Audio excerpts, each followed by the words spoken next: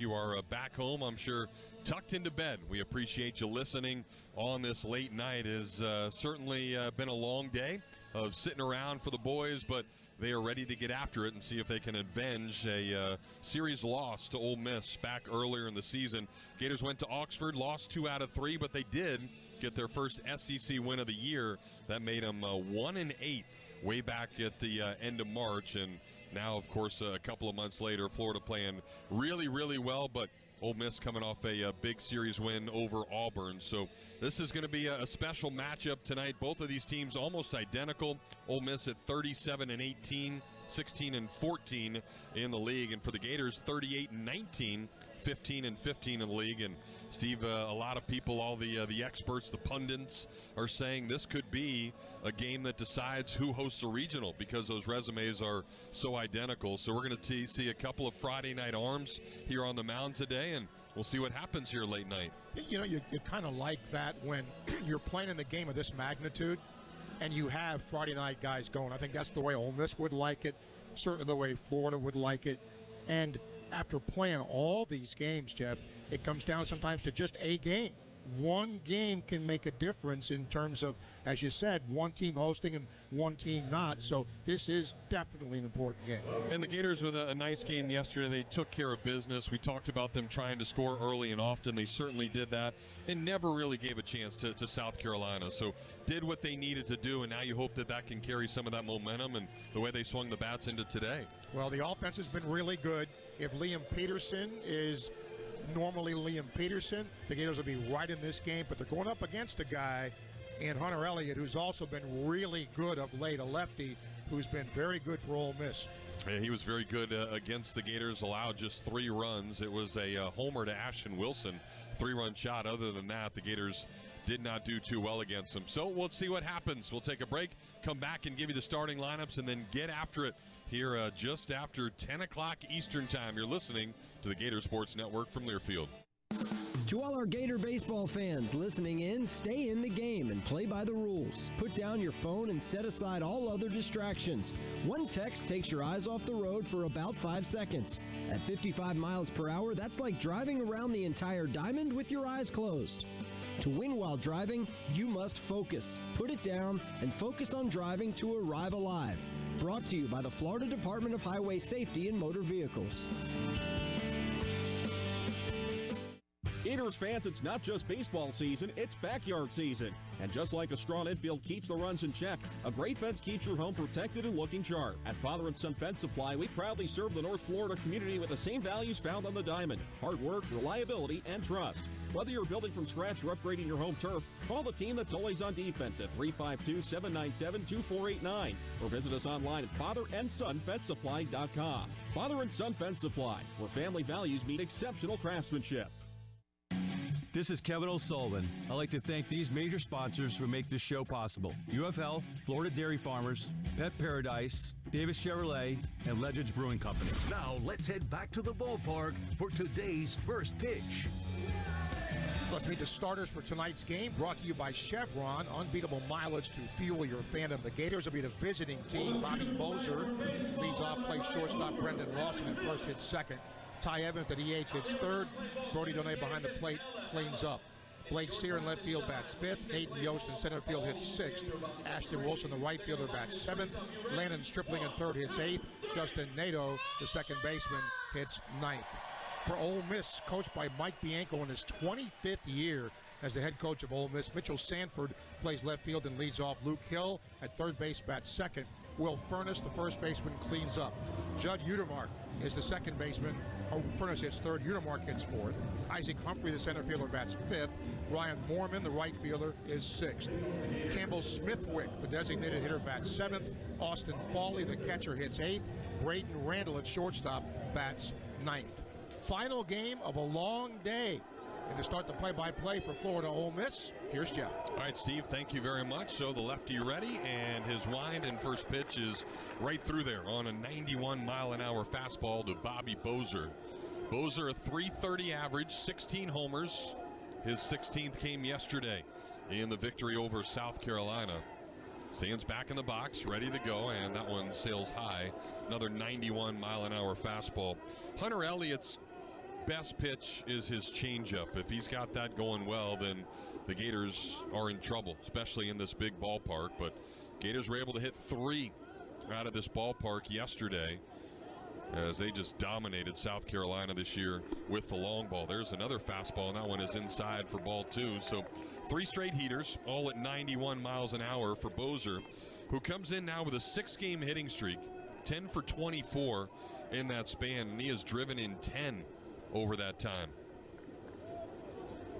Time called here for a second as Taylor Black and Liam Peterson popped out of the bullpen, which is out in left center field. So the home plate umpire, who is Kevin Sweeney, called time and made Elliott reset. So now he's ready, and the 2-1 pitch is that first changeup, and that one is nowhere near. It's 71 degrees here. The wind has really calmed down. It was blowing out earlier a bunch, but now just at about 3 miles an hour, so not nearly as humid as we saw yesterday in the 3rd game of the day. 3-1 pitch is not close either.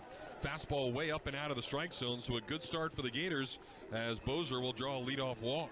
Elliott's overthrowing, and that's not what he normally does. He's not normally wild high, but trying to put a little too much oomph on it here early. Yeah, Elliott 8-3, just 36 walks on the year to go along with 86 strikeouts. He was 5-3 in his 10 SEC appearances. Now left on left matchup, but first a throw to first as Bozer makes his way back over there standing up. Brendan Lawson, the hitter.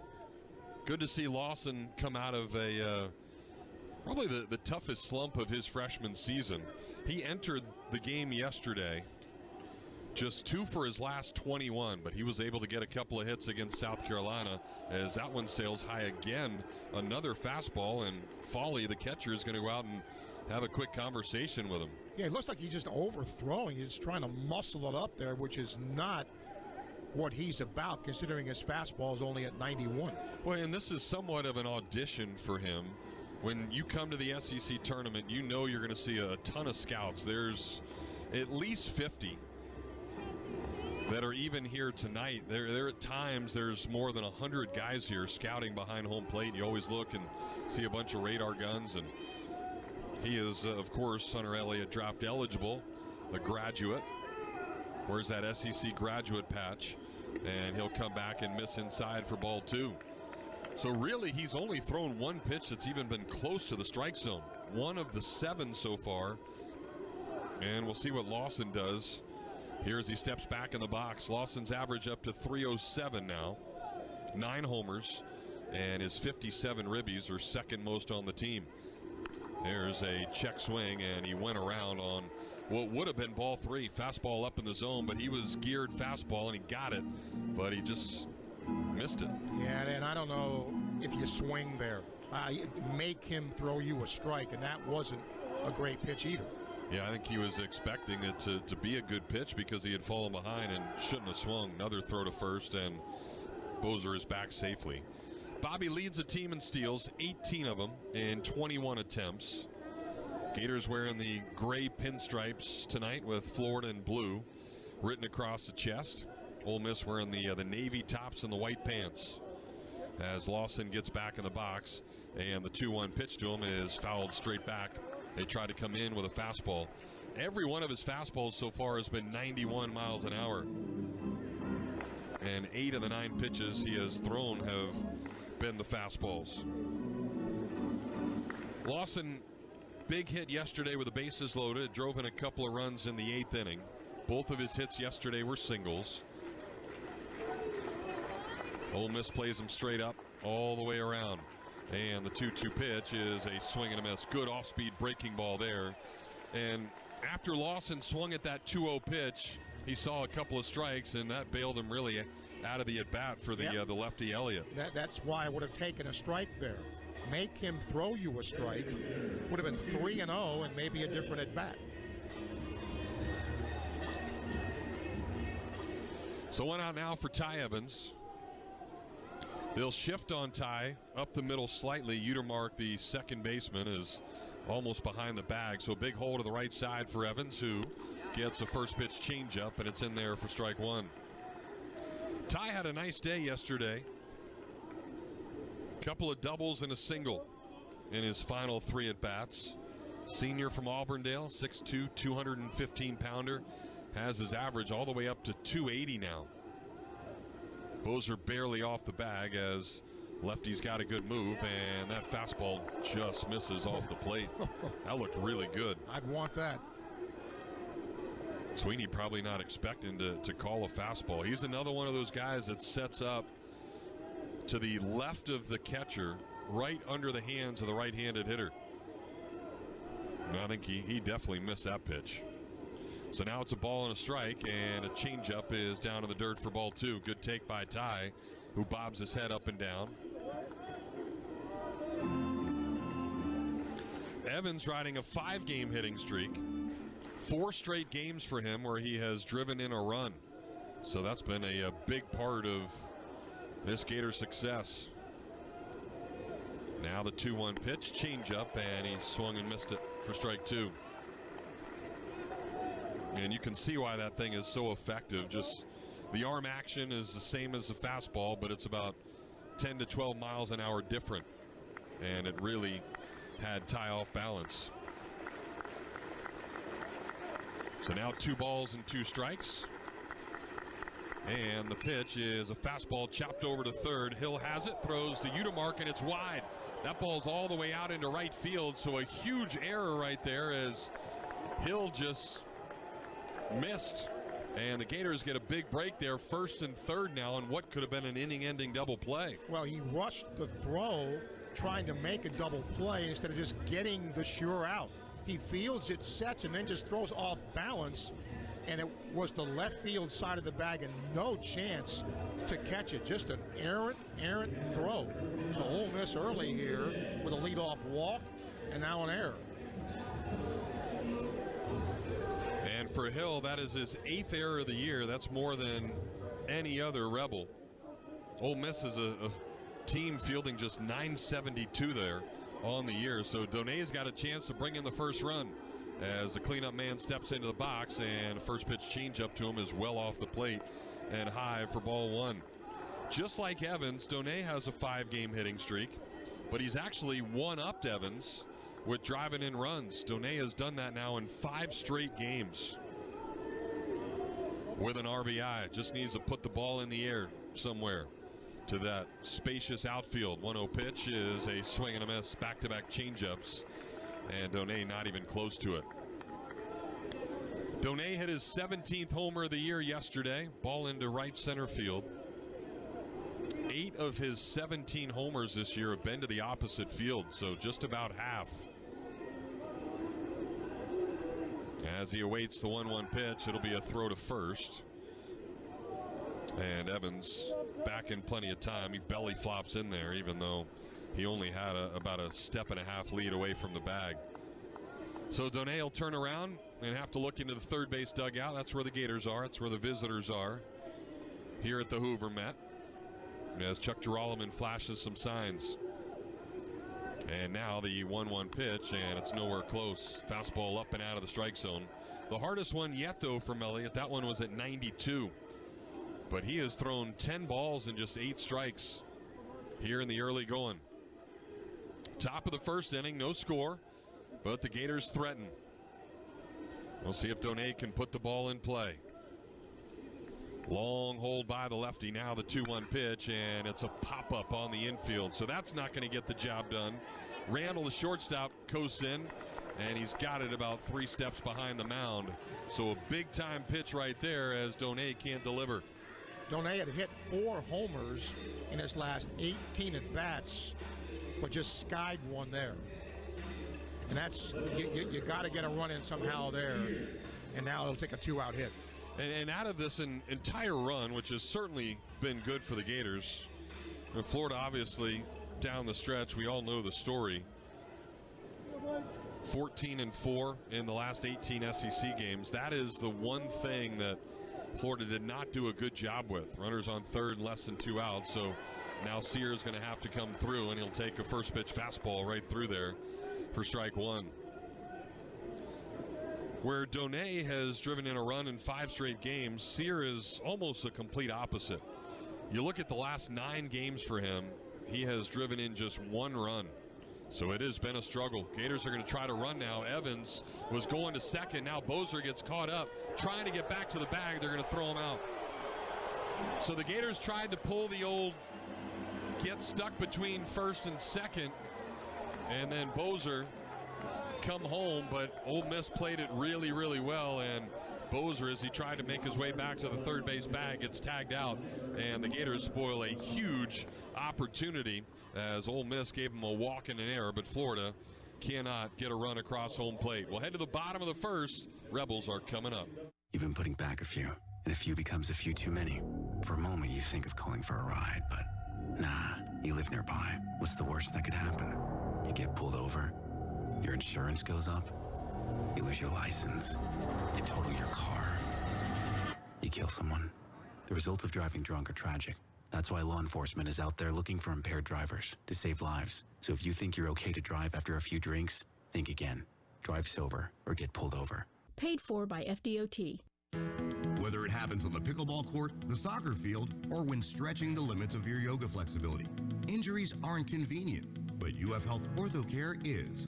Now with locations in Gainesville and Ocala, our board-certified specialists provide the expertise you need to get moving again. Don't let a sprain, strain, or minor fracture keep you or your kids sidelined. Turn to UF Health OrthoCare.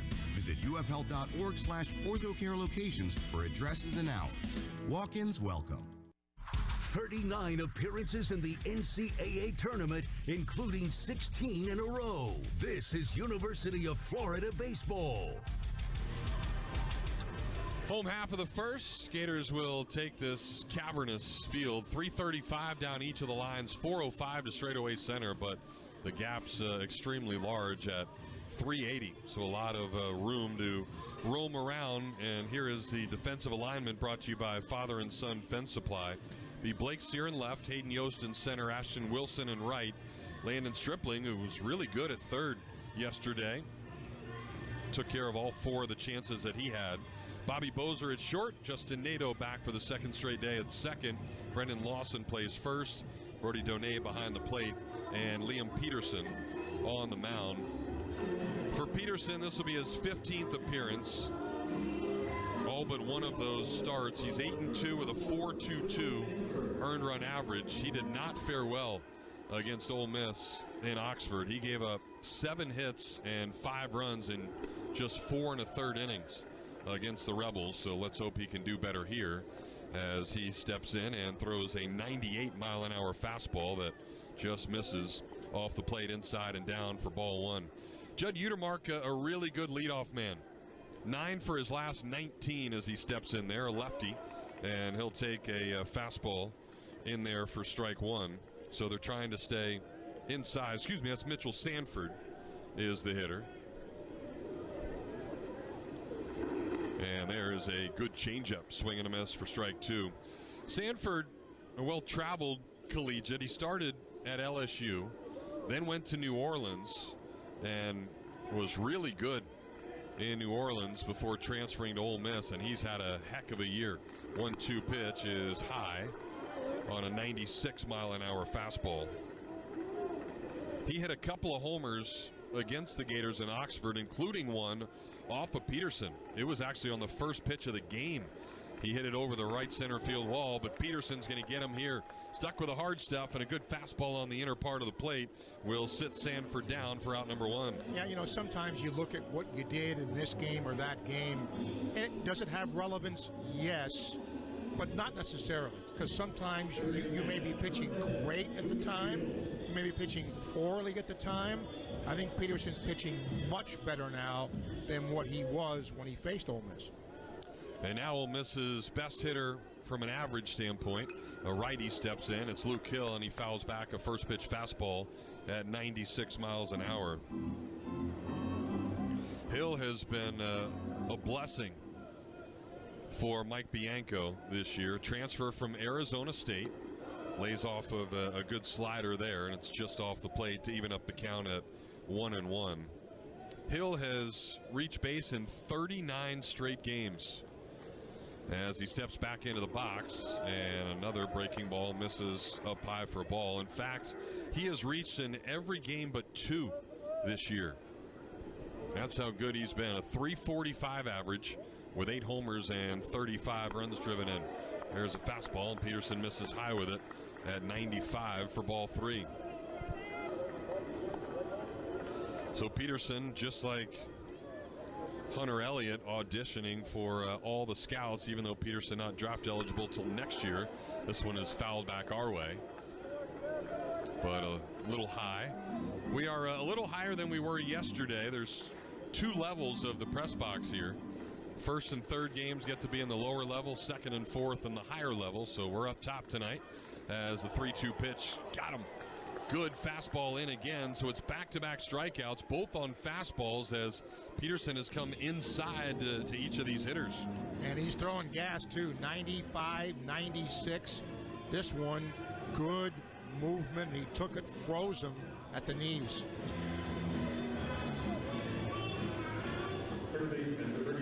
Well, now a guy that we're hoping to not see again this year, Will Furness. Lefty steps in, and the first pitch to him is a little in for ball 1. So the Gators are really trying to attack these Ole Miss hitters in. Peterson even asking where that pitch was. But again, the home plate umpire, Kevin Sweeney, is set up way on the inner part of the plate. So, I mean, I think he feels like he can see that better. But if there's a ball on the outside, he's got to look across a 6'6" Brody Donay, and he's crouched down to the same level. Just doesn't make much sense. There's a good off-speed pitch, and Furness swings right over the top of a changeup. Furness hitting .295 with 9 homers, 39 runs driven in. Awaits the pitch, and there's another off-speed pitch, and he misses that one for strike 2. Furness owned the Gators in Oxford. He was 5 for 10 and pretty much involved in all the activity all weekend long. 2-2 pitch. See ya! Great start for Liam Peterson. He pulled the string, and after a couple of fastballs for strikeouts, he gets a changeup, and he'll strike out the side here, setting down Ole Miss in order. 1, 2, 3. We'll head to the second inning. No score here at the SEC Tournament. The passion, the tradition, the rivalries. Sirius XM is your destination for all things college sports.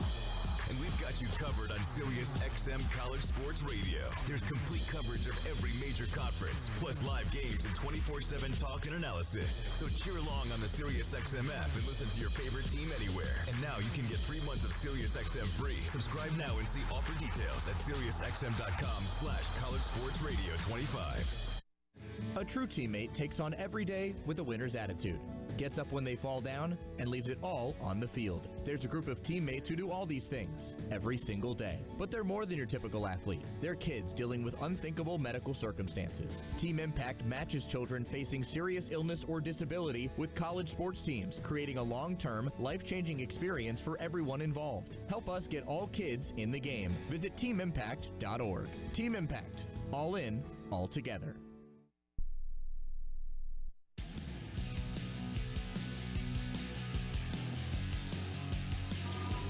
Top of the second here in Hoover. Big first inning for Liam Peterson. He strikes out the side, and all of our strikeouts, of course, brought to you by Circle K. Proud to sponsor Gator Strikeouts all season long. Get out to the Condren Ballpark whenever you can with Circle K and take it easy. You know, we hope, and team hopes, and I'm sure you listening hope, that the Gators can be at the Condren Ballpark for a regional. Find that out on Sunday, as they will announce the site teams, the regional hosts. And then on Monday, the rest of the field will be announced on Memorial Day. Both of these teams right there on the border of being one of those top 16. So this game could be a big factor into it. As Blake Sears steps in there, he's hacking at a first pitch breaking ball, but a little squibber over to first is easily handled by Furness for out number 1. If these guys are on, not going to be a lot of runs when they're pitching. And so, you know, which team makes a crucial mistake, which team makes an error, that sort of thing. You got to earn it if these two guys are doing what they normally do. Yeah, and want to tell you how good Elliott has been. His last 4 starts, he has allowed just 12 hits and 5 earned runs. He has been special. This guy was special yesterday. Hayden Yost steps in for the left-on-left matchup. Yost ready, and a first pitch fastball is off the plate for ball one. After popping out in his first at-bat, Yost then doubled in a run and then homered himself in. His fourth home run of the year. Just to the left of the scoreboard, which is out in right center field here at the Hoover Met. Now the 1-0, and a good breaking ball floats in there to even up the count at a ball and a strike. Gators hitting .298 overall as a team. Ole Miss hitting .288. Team earned run average is the difference between these two clubs as Yost swings through a breaking ball that time. And Elliott is ahead, a ball and 2 strikes. That's a tough pitch to hit right there for a lefty, left on left. That breaking ball just sharply breaking down and away. Can't pull it. So Yost in the 1-2 hole, and it's another swing and a miss. Like a changeup that time, and that is the second strikeout and second out of the inning for Elliott. Well, breaking ball, sweeping away, down and away. This changeup in. And he swung over it and swung early. So going with the left-on-left changeup. They didn't want to give Yost any fastballs. Well, now the one guy that had success against Hunter Elliott, it's Ashton Wilson. Wilson took a fastball on the first pitch that he saw from Elliott and hit it over the left center field wall for a 3-run homer back in Oxford. I'm sure he will not get a fastball here. He does, though, and hits it out to right, but a little lazy fly out to Mormon, who will haul it in with plenty of room. So after a shaky first inning, Hunter Elliott really good in the second as he sets down the Gators in order. We'll move to the bottom of inning number 2. Still no score at the SEC tournament. Gator fans, are you tired of boring beers that are as exciting as a sack bun? It's time to shock your world. The new look Shock Top Belgian White is as smooth as a double play and hits harder than a Gator Grand Slam. Brewed with real orange peels and coriander, Shock Top Belgian White is unfiltered like your trash talk and will take you to a way out world with every sip. A new look with the same great taste. Smooth and refreshing and ready to play ball. Shock Top Belgian White. Shock your world. Shock Top Belgian White, Portland, Oregon. Please drink responsibly, 21 and up. Hey Gator fans, being a part of Gator Nation means no matter where you go, you and your pets are part of the Gator family. That's where Pet Paradise comes in. At each resort, their pet-obsessed staff is ready to help your pet feel right at home. New customers can try Pet Paradise for free with one free stay or play reservation, which includes a day of camp or a night of boarding. At Pet Paradise, boarding, grooming, daycare, and training are all under one roof. Score big with complete pet care for Gator Nation at Pet Paradise. This is the SEC Baseball Tournament. Now back to the Hoover Met. Home half of the second here at the Hoover Met. No score. Nobody has gotten a hit yet. Both pitchers dominant so far. Liam Peterson really good in the first inning as he threw 16 pitches, 9 strikes, and struck out all 3 guys that he has faced. Thanks for staying up late with us tonight. Alongside Steve Russell, Jeff Cardozo here with you. Baron Easterling has been getting after it at network control all day. Busy man. We appreciate him doing his duties. So 4, 5, and 6 will come up for the Ole Miss Rebels, who had 1 less win and 1 less loss than the Gators this year, but they had 1 more win in Southeastern Conference play. They finished 16 and 14, and it was because of a stellar final weekend. They took 2 out of 3 against Auburn before finally losing the third game. This one popped up a mile high by Judd Utermark, but that'll be out of the stadium. Utermark comes in with a 4-game hitting streak. He's the cleanup man. The guys that hit 3rd and 4th back in Oxford are down in the lineup for Ole Miss from when the Gators saw him. Utermark was hitting down in the lineup, but he's been elevated to the cleanup spot. .292 hitter with 16 homers and 59 runs driven in. There's a fastball, and Peterson blew it right by him. 98 on that one, the hardest one yet from Liam. And you know that has to excite all the guys with the radar guns down below us. So Peterson feeling it tonight. And now he's ready for the 2-2 pitch, and that one is just below the zone, again at 98. So he's stuck with the hard stuff.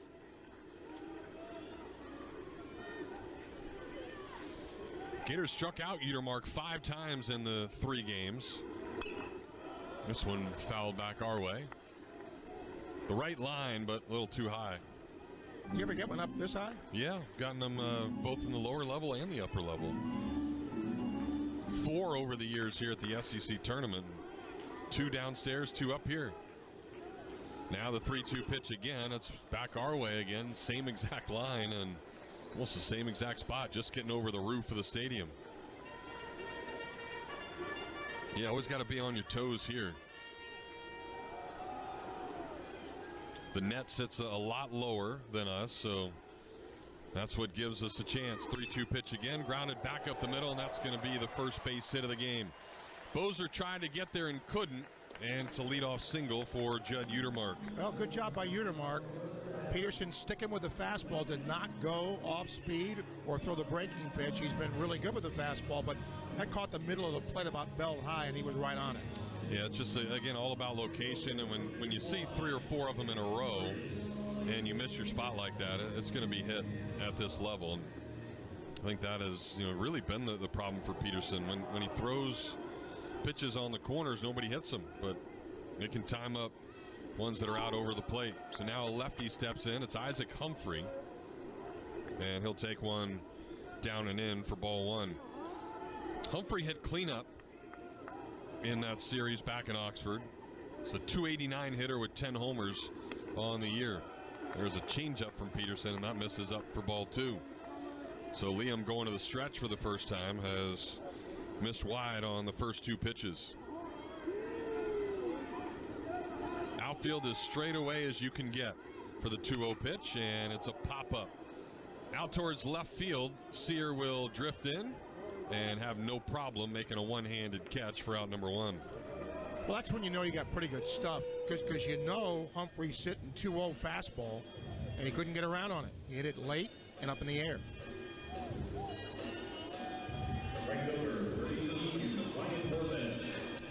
Now back to a right-handed hitter for the Rebs. It's Ryan Moorman. He is the 4th of 5 different transfers in the lineup for Ole Miss. Moorman, a senior, transfer from Illinois. Runner's going to go. First pitch breaking ball is in there. Throw down is not going to be in time. Donet threw a dart, a perfect shot, but a great jump there for Utermark gets him into scoring position. That's one of the best throws Donet's made. I mean, he was right on the bag with that. And like you said, Jeff, a dart, but he got a great jump. 7th steal of the year for Utermark. Peterson went with the high leg kick, and that allowed the stolen base to happen. Here's a chopper out towards second. No problem for Nato on 2 hops. He'll throw over to Lawson. So that could have been an inning-ending double play. Instead, just the second out of the inning is Utermark will make it over to third on the ground out.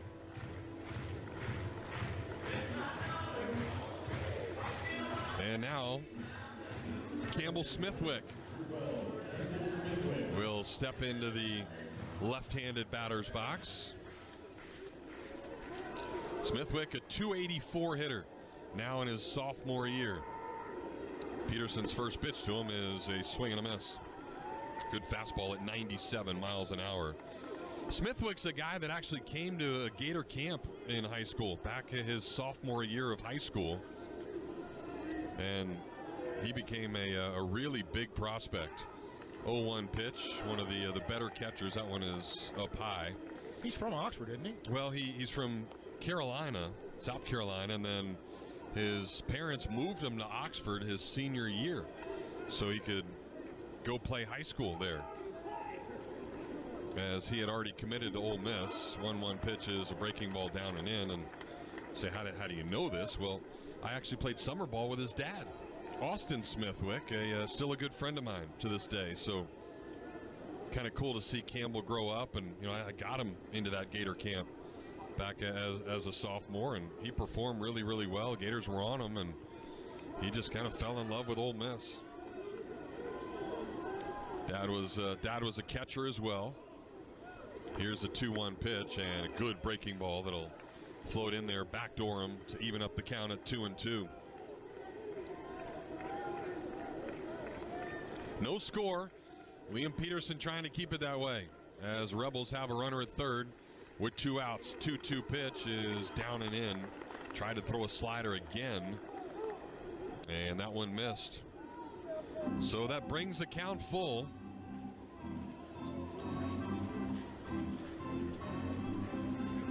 Peterson only threw 16 pitches in the first inning. This will be his 19th and hopefully final one of this inning. Here's the 3-2 pitch, and he got him. Good breaking ball there from Peterson as he will get his 4th strikeout. So they stuck with the off-speed stuff to Smithwick, who will head back to that first base dugout. So a couple of zeros by each of these pitchers. We head to the third, scoreless at the SEC tournament. Play ball! It's college baseball season, and we're here to talk about it. Every week, join Kyle Schassberger and me, David Kahn, as we deliver the best of college baseball. We've got all the diamond talk you can imagine, with interviews from coaches, players, broadcasters, and more. Plus, we'll give you our weekly rankings, hot takes, and a whole lot of fun. Step into the batter's box, so let us deliver our best fastball. Wherever you podcast by searching College Sports Now.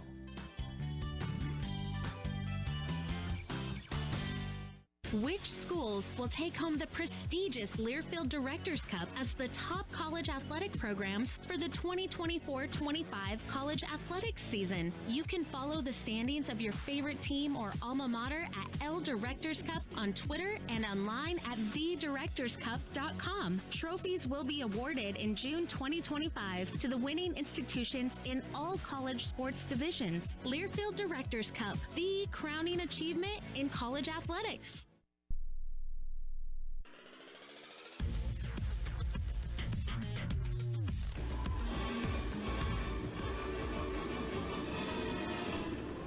All right, top of the third here at the Hoover Met. Appreciate everybody for tuning in. Jeff Cardozo, Steve Russell here with you. We got some tweets from people all over listening. Michael, Tony, Duval T, and many more as we go through the list.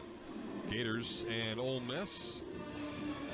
No runs for Florida, no hits, and no errors. Ole Miss has the only hit of the game, but stranded a runner at third. So obviously I couldn't get the Gators any hits, but I know this guy's got a bunch in him. So let's hear from Steve Russell. All right, Jeff, thank you. We'll try, that's for sure. Lance Stripling hits first, left on left matchup here. First pitch to him is strike. Stripling, 261 with a couple of homers with a 5-game hitting streak.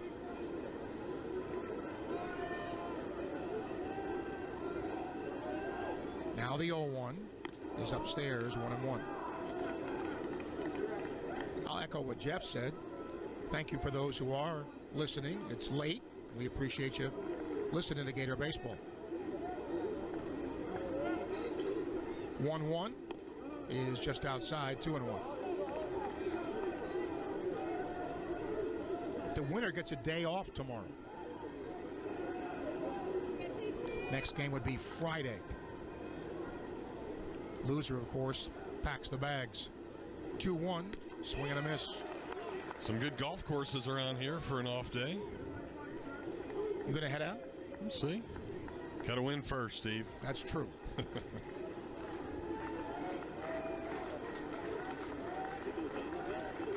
2-2 is a chopper to second. They'll throw him out.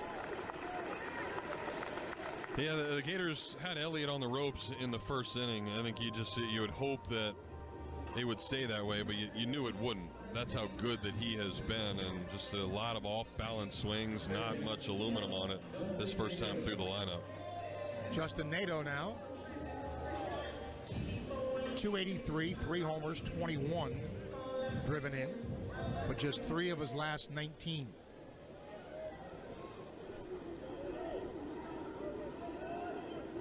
First pitch to him is a fastball for ball one. Good crowd here for this game. One of the bigger crowds we've seen for any game.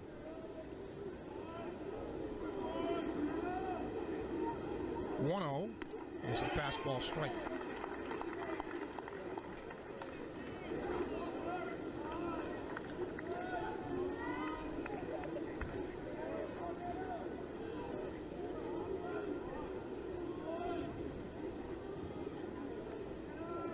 The 1-1 on the way. Here it is. It's a fastball upstairs, 2-1.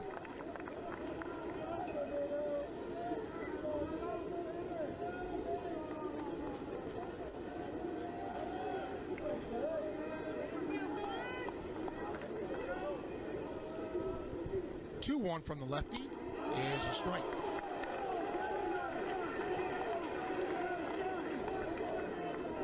At the bottom of the strike zone, 2-2.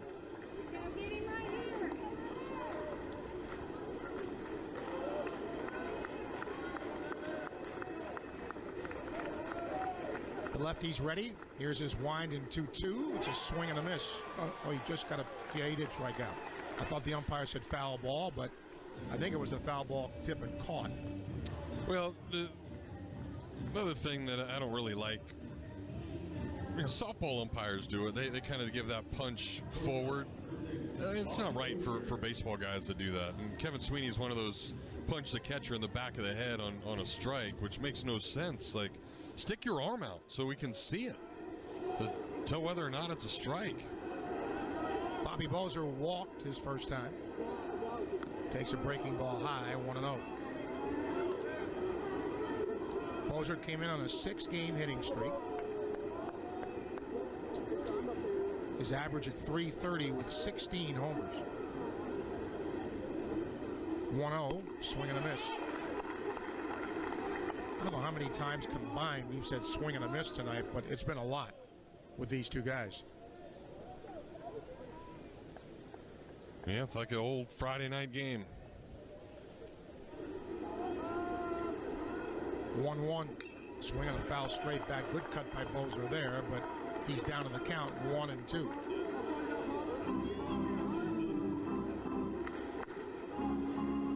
A lot of scouts are here. A lot of radar guns are out.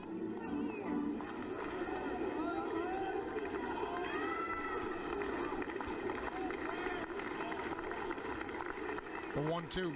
Swinging a foul right side. It's going to make the berm area.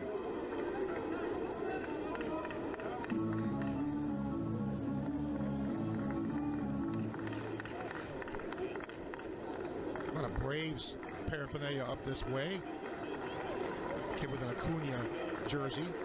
Nice. Got after that. Need him back soon. Yeah. 1-2. Fastball, strike 3 called on the inside corner. He'd been pitching Bozer away. Came in and it froze him. Gators go down 1-2-3 through 2.5. No score from the Hoover Met. When the unexpected happens, you need a legal team that's ready to fight for you, just like the Florida Gators. At Meldon Law, we're proud to partner with the Florida Gators to deliver winning results for those who have been injured at no fault of their own.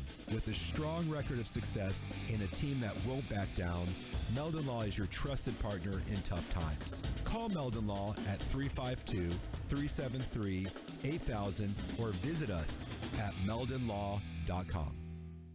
Gator Nation, this season it's time to act for the greater good. UF and GFL are making great strides to reduce our footprint, and you can help. Recyclable and compostable paper products, cups, straws, and food waste receptacles are available at the stadium. Look for the signs and put it in the right can, Greener Gator fan. Think green as you cheer on the orange and blue. Call GFL at 1-800-535-9533 or visit us at gflenv.com. GFL, green for life. All the action, all season long. This is University of Florida Baseball. Gator fans, for pet fanatics like you, only one place that goes all out for your pet the way that you do. Day camp, training, boarding, grooming, and veterinary services all in one convenient location. Pet Paradise and New Day Veterinary Care. Finally, complete pet health care is here for Gator Nation. Let's pause 10 seconds for station identification. You're listening to Gator Baseball on the Gator Sports Network from Learfield.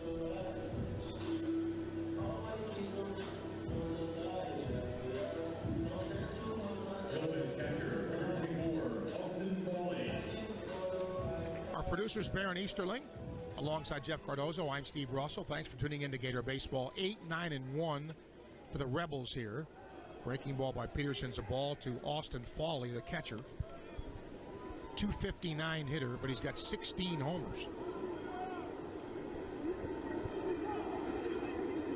1-0 is a swing and a foul ball. Pretty good at guy to having the 8-hole with 16 bombs. Yeah, he's homered in 10 of the last 20 games. He's gotten really hot. He hit one against the Gators. He struck out like every other at bat, but he's just kind of an all-or-nothing guy that's figured it out. 1-1, slap foul left side for strike two.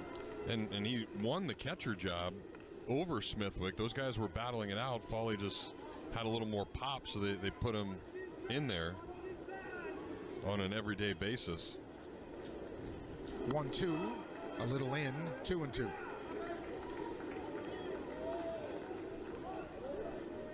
Peterson will deliver his 40th pitch on this 2-ball, 2-strike count. Here it is. It's a fastball, and it's fouled just to our left. Yeah, almost got in the lower level press box, but bounced right in between the two of them. That one had some giddy up on it, too.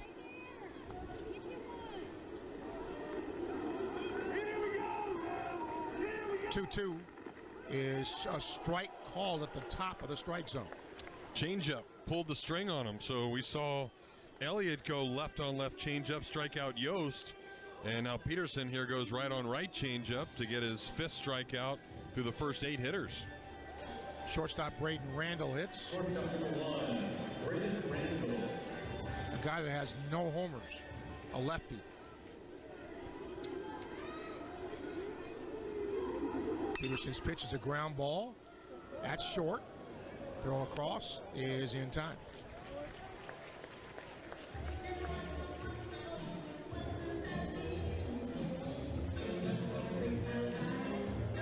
So 2 quick outs. Back to the top of the order, Mitchell Sanford, who struck out his first time.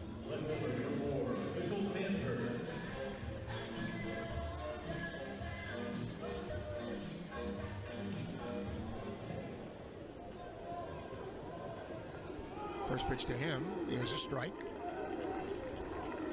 No score. We're in the 3rd. 2 good pitchers who have done a good job for their respective teams. 0-1. Swing and a miss on a breaking ball.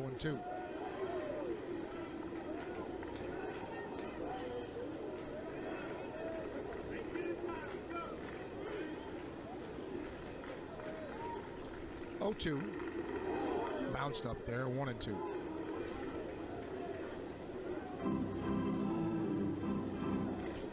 Winner will play Friday. The loser goes home. Important game in terms of possibly hosting a regional for each team. 1-2. Swing and a miss on a nasty breaking ball. So 2 more strikeouts for Peterson. He now has 6 on the night. We played 3. No score from the Hoover Met. College sports fans now have access to hundreds of weekly podcasts that zero in on the college sports world. Now available in the Varsity Podcast Network and part of the new Varsity app. The app is free and available from wherever you get your favorite apps. Download the Varsity app today to have access to hundreds of national podcasts as well as your favorite team-focused podcasts. The Varsity Podcast Network, now available for free on the Varsity app. Download from the App Store and listen today. College softball season is in full swing, and we're just the ones to talk about it. Join me, former Florida Gators All-American Amanda Lorenz, and my co-host, Jennifer Seraph, every week as we deliver the latest in college softball on the D1 Softball Podcast. We've got all the latest, whether it is in the circle or in the batter's box. We have interviews with coaches, players, and more. We'll go through the week's top 25 poll and give our insights, as well as our plays, wins, and whiffs of the week. Let us get you in the know on all things college softball. Listen on D1Softball.com and the Varsity Network app.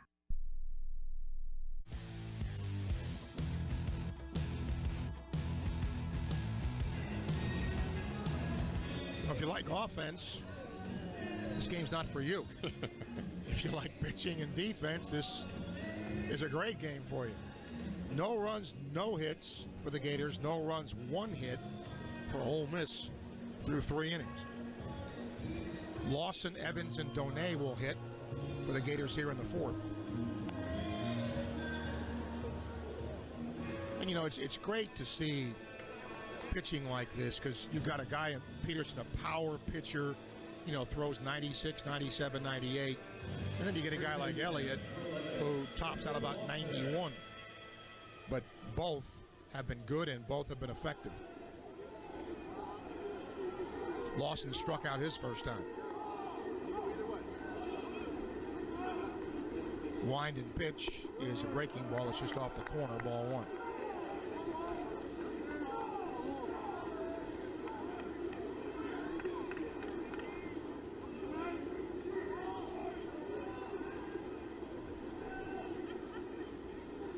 Now the 1-0 is a fastball strike, 1-1.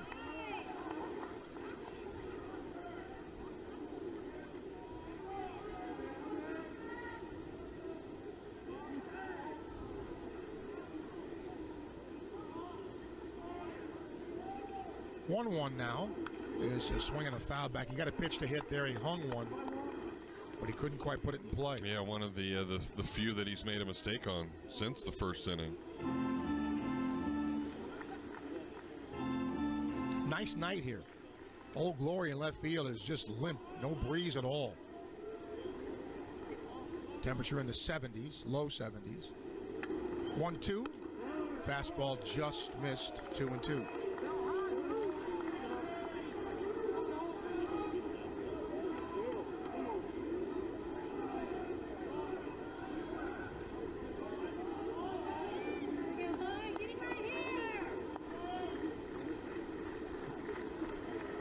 The lefty Elliott ready.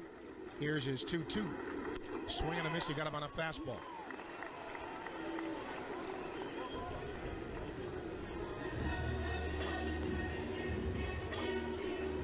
Well, Elliott's showing you now the 3-pitch mix, and you know I think a lot of these guys expecting the changeup, and Owen was just up and out of the strike zone. It's twice now that we've seen Lawson chase. I think he knows it's a difficult matchup, so he's trying to get these fastballs and probably should be laying off of them.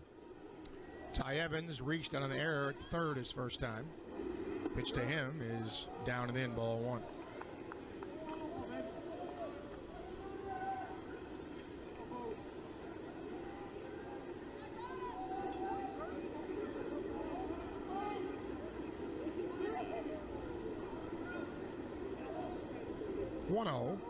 Swing and a miss. Maybe it'll be a best of 3 night for me, Jeff. Gators would win. My Mets won today. Nice. And the Knicks are playing. Yeah, how about that? So that'd be a pretty nice night.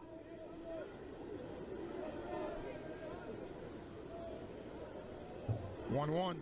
Swing, ground ball, foul. 1-2.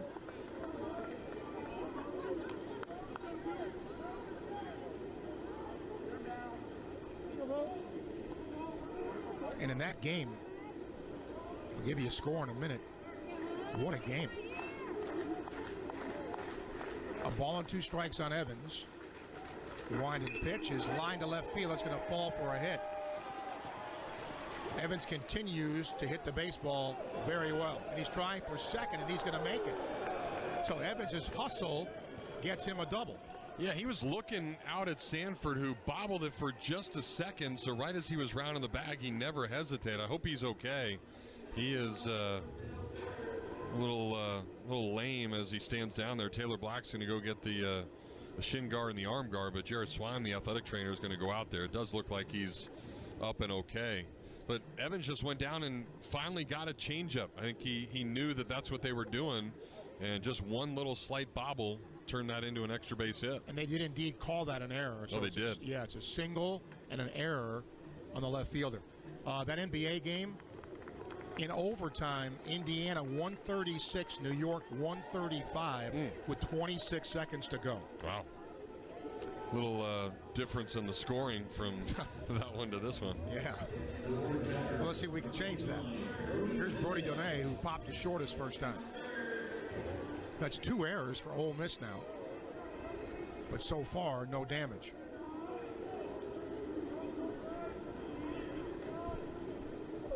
Stretch and pitch is a swing and a miss on a fastball.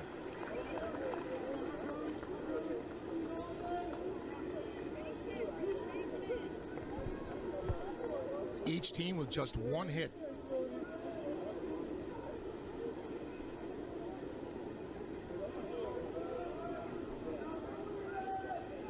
(0-1) is a fastball strike on the inside corner. 0-2. Well, Donay's had the biggest bat of this game. Gators had runners on the corners, only 1 out, and he popped up on the infield, and all he had to do was put some into the outfield and get the Gators a run. Now the 0-2 is a ground ball, second, tag the bag, throw to first. We didn't tag the bag. He actually went to first base because Evans went to third, but it's an out. I don't know why he went over to tag the bag, though. That's kind of odd. Unless he just got to balance himself. Yeah, momentum took him. So now a runner at third, but 2 outs. Blake Sear grounded out his first time.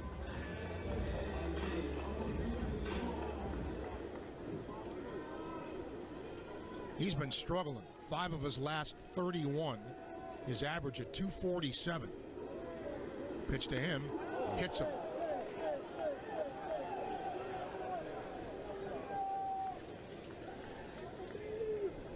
So he'll get to first base. Runners at the corners for Hayden Yost, who struck out his first time.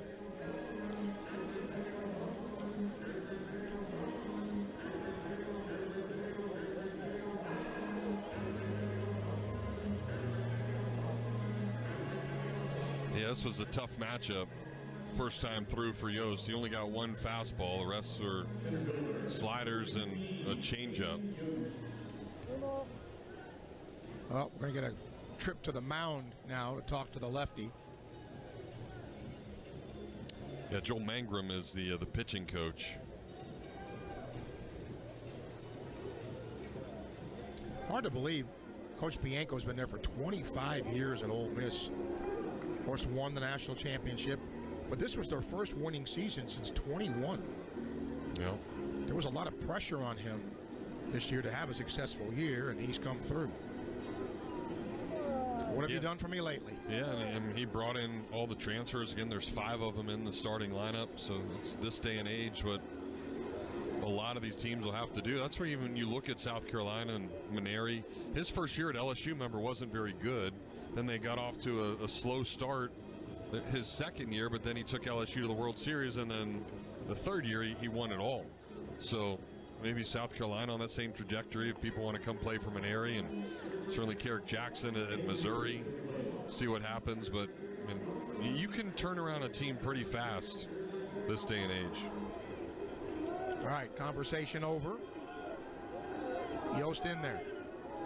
Scoreless game here in the 4th. From the stretch, the pitch is a breaking ball strike.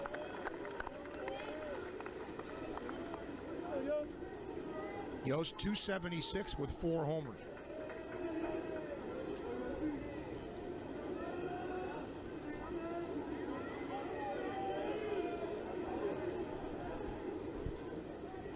Throw to first. Runner back.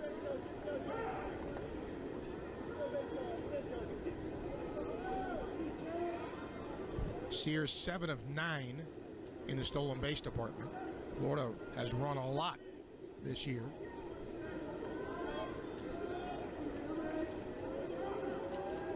Over 85 stolen bases. 0-1 is a strike. 0-2. Back-to-back breaking balls and just really, really good pitches. Yost hasn't even offered at it. Yeah, the Ole Miss, they already got the 1 pickoff tonight. That's 23 runners they have picked off this year. That's their highest total in more than 20 years. And Elliott's a big reason for that. They go that way again. They almost got him.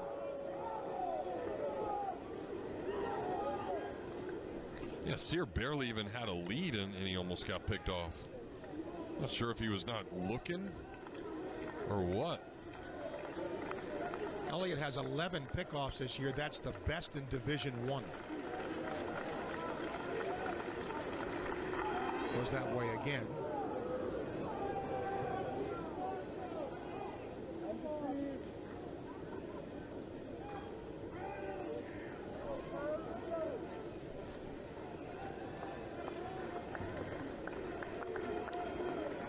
Now back to work on Yost. Ahead of him 0-2. No score here in the fourth.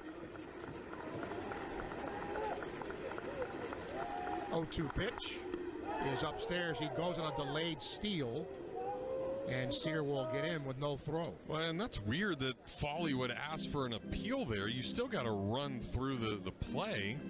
He just let Evans steal the bag.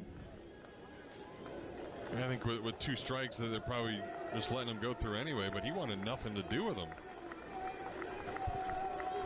1 ball, 2 strikes. Stretch and pitch, swing and a miss. Elliott's pumped. The Gators leave a couple. No runs, a hit, an error. 2 are left through 3.5. No score.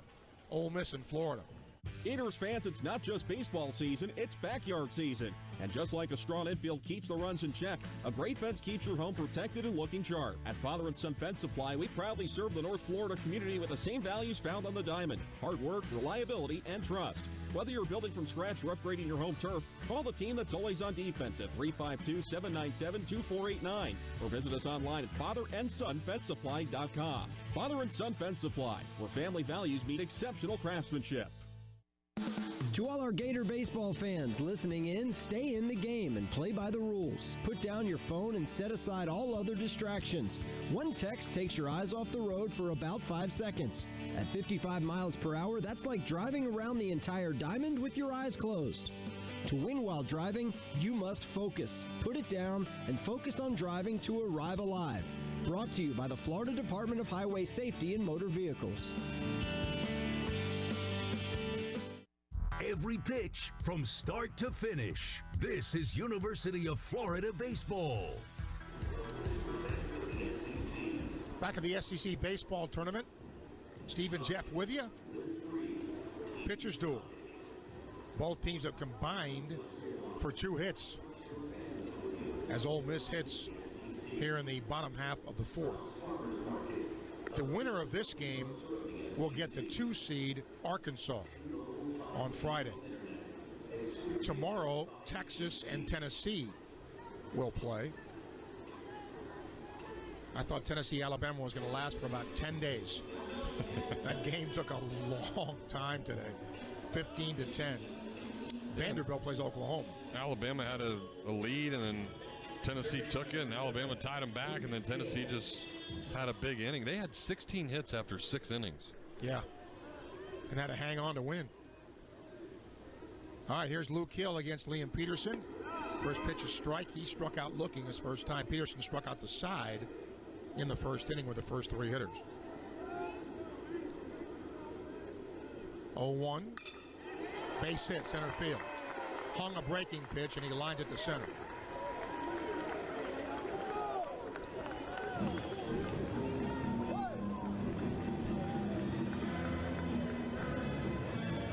Now Will Furness, who struck out his first time.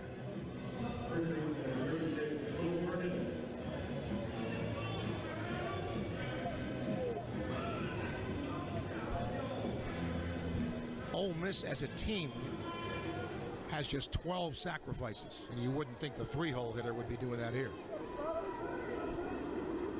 He takes a fastball strike.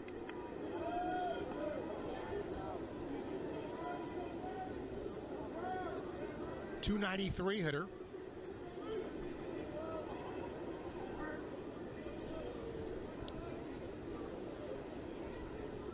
.01 swing ground ball.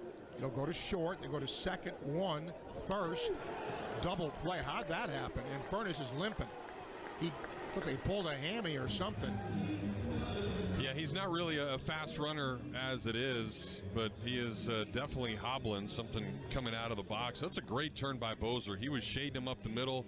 Furness tried to hit it the other way on a breaking ball, and Bozer got around it, threw a nice dart over to Nato, who crossed the bag, and it's nice to see Nato back in there. It certainly shores up the defense that we saw struggle over the past weekend. I didn't think they had any shot at turning that. Great play. Here's Judd Udemark, who singled his first time, taking ball 1. Now we'll have to check out Furness. He comes back out. 1-0, swung, fouled at the plate.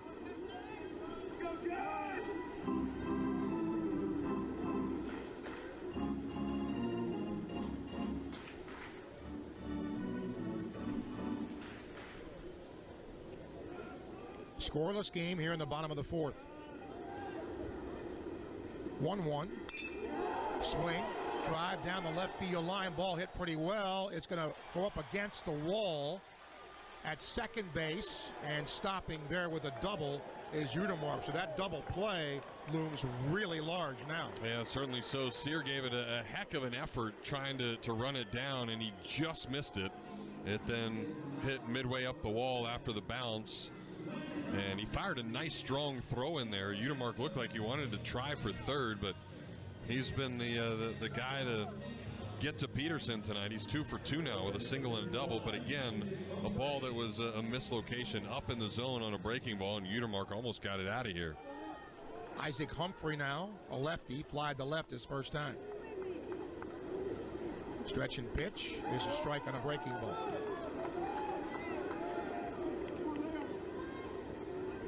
Hey, that double play, if Furness beats that, it's at least second and third, maybe worse. 0-1, fastball away, 1-1. So 2 hits in the inning, but so far, no damage.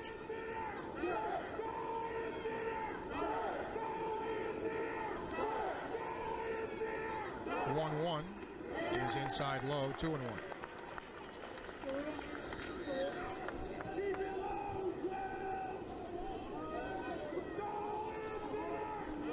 Humphrey's got 10 homers, 51 RBI. The lefty swings and misses here. 2-2.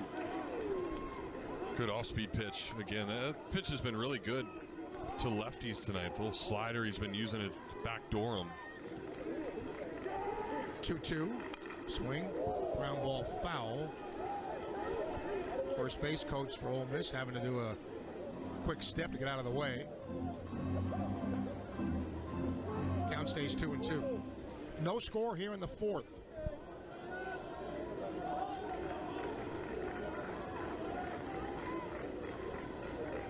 Peterson's 2-2. Swinging, just got a piece of it at the plate. Chop foul.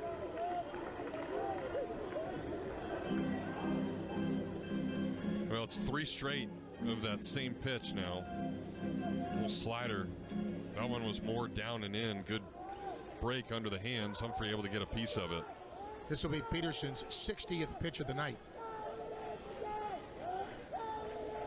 2-2. Swinging a drive, well hit, right center field.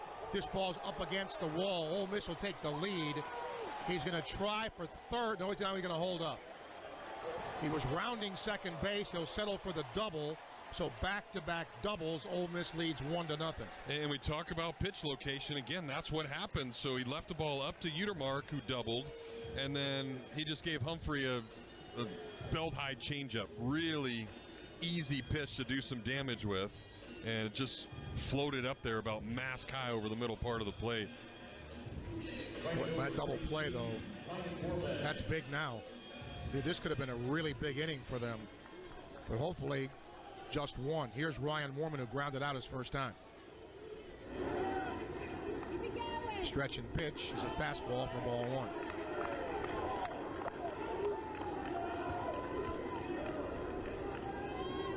Moorman, a .269 hitter, has 11 homers. 1-0, swinging a chopper foul at the plate. This ballpark, in case you don't know, is a big park. Hard to get it out of here. 405 to center. 3:35 down the lines.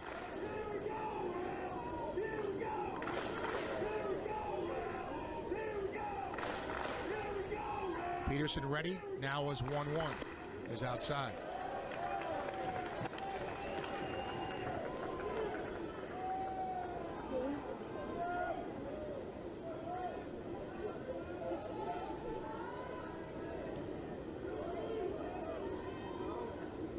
Now the 2-1. Ground ball third, booted, and it caroms all the way to second base, fortunately. That ball was booted, and it went right to Nato. If it's almost anywhere else, it might be another run. Yeah, Stripling was really good yesterday, and just, I don't know what happened there with that. It should have been a tailor-made hop, and it got him right on the knee. And that's why it ricocheted so hard over to Nato, and it almost allowed Nato to pick it up and throw to first. Kind of a crazy play. Kevin O'Sullivan's going to come out and try to calm things down now, see if the Gators can get out of this inning. Luke McNeely's going to start to toss, but yeah, it's unfortunate because that would have at least ended the inning. Stripling, it was, again, hadn't played a lot of third base, and it took, I think, a second funky hop. It really, here later on in the day, got the grass and just skidded on him. Yeah. And that's why it ricocheted so hard. Overspin, too. When it hit the ground, it kind of bounced up quickly and kind of ate him up a little bit. So conversation over. Runners at the corners now for the DH, Campbell Smithwick, who struck out his first time. He's a lefty. Just a 250 hitter. So a guy that you would think Peterson could go after here. Pitch is a strike. But check that, 280 hitter. But just 3 homers.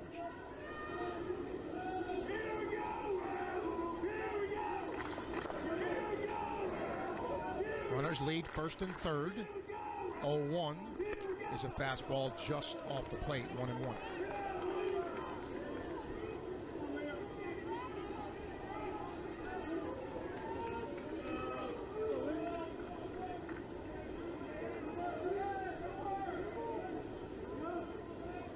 One is down the left field line, but it's slicing and it will go foul.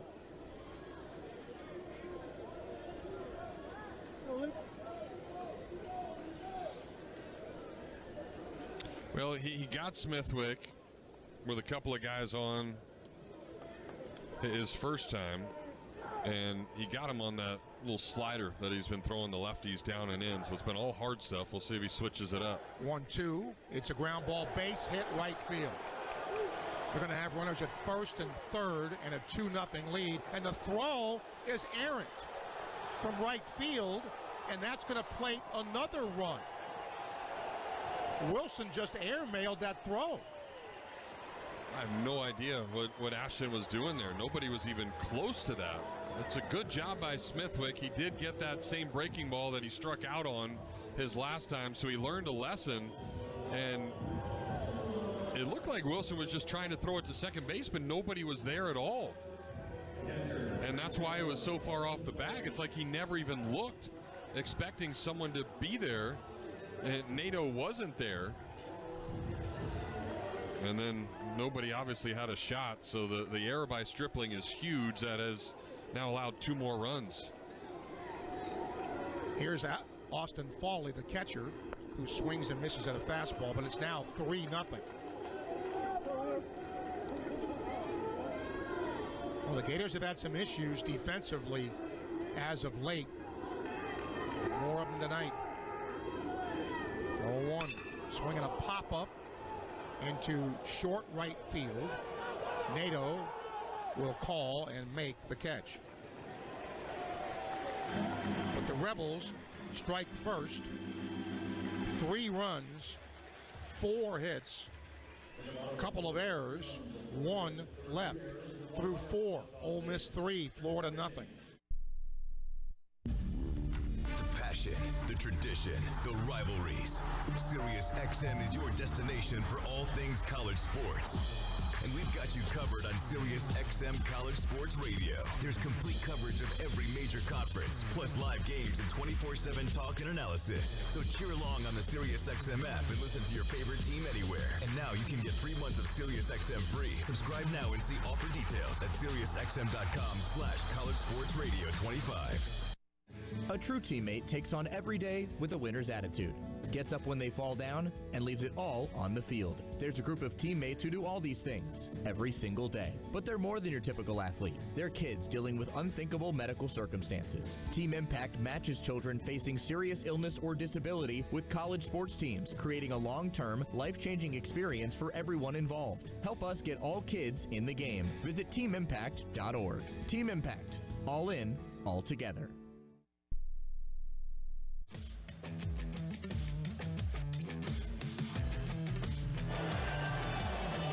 Before the first pitch of the game, grab everything you need at Publix, your home base for tailgating in Gainesville.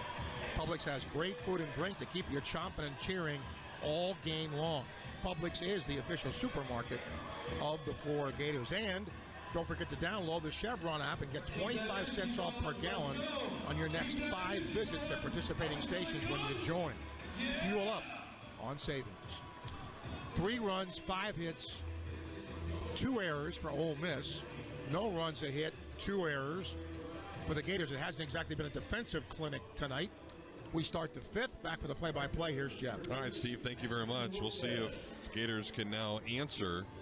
The offense has been really good for Florida of late.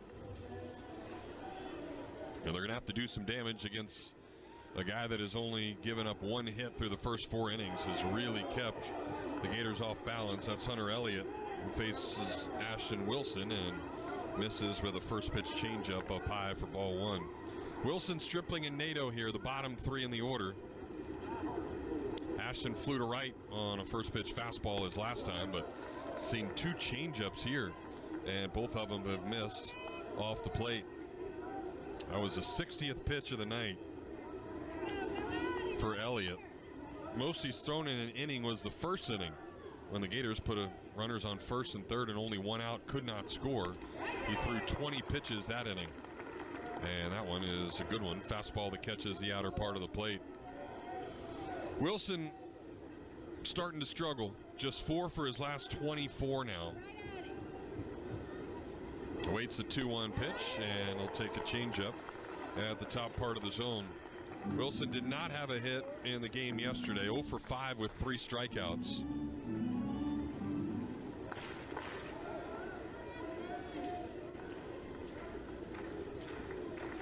And he awaits the 2-2 pitch here and fouls it straight back. This is the first year of single elimination. Last year, there were only 12 teams to make the SEC tournament. Teams 13 and 14 did not come to Hoover, but it was double elimination, so the bracket's certainly different. 2-2 is blooped foul down the right field line. Didn't matter to the Gators last year, though. They lost in the first day, which always was single elimination on Tuesday, and then once you get to Wednesday, it turns into double elimination. Gators lost to Vandy last year 6-3 and went home after just 1 game. 2 years ago, Gators won the first 2 and then ended up losing to Vandy. 2-2 pitch to Wilson, a little blooper out to left. It's sinking, and a diving attempt is not caught by Sanford, and it wiggles away from him, so Wilson's going to get a bloop double here right off the glove of the left fielder, and that's a good start here to the 5th inning. Sure is. And what a play by Sanford. He had it, but then when he dove and hit the ground, the ball popped out. Ball right off the end of the bat. I didn't think he had a chance to catch it, but he really made up ground. But as he hit the ground, the ball bounced out. So the Gators have to at least try to answer now after a leadoff double. But you've got a couple of lefties here in Stripling and Nato who did not have good at-bats the first time off of Hunter Elliott. Stripling ready, and the first pitch to him is fouled off of his front foot. Got an inside fastball, and he couldn't turn on it. But if you're going to make an out, pull it. Yep. Just hit a ground ball to the right side.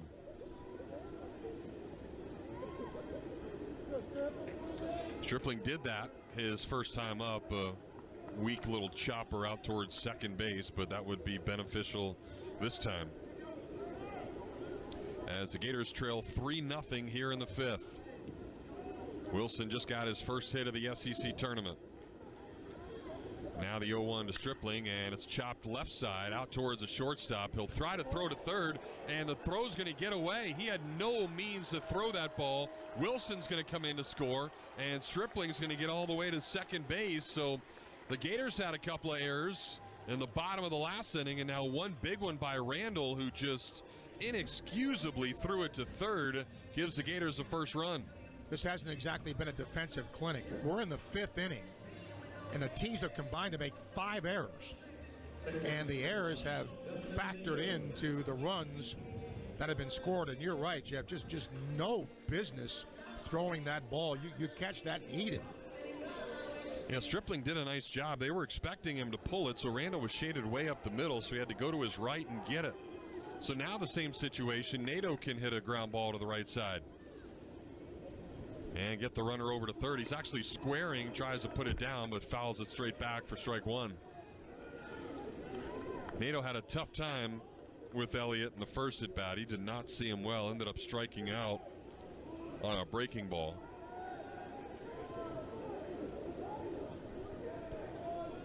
So the Gators answer with 1, but still trail by a couple here. Ole Miss is starting to get some action now in their bullpen. Elliott's going to try to throw back towards second. Close play, but left arm of Stripling sneaks in there.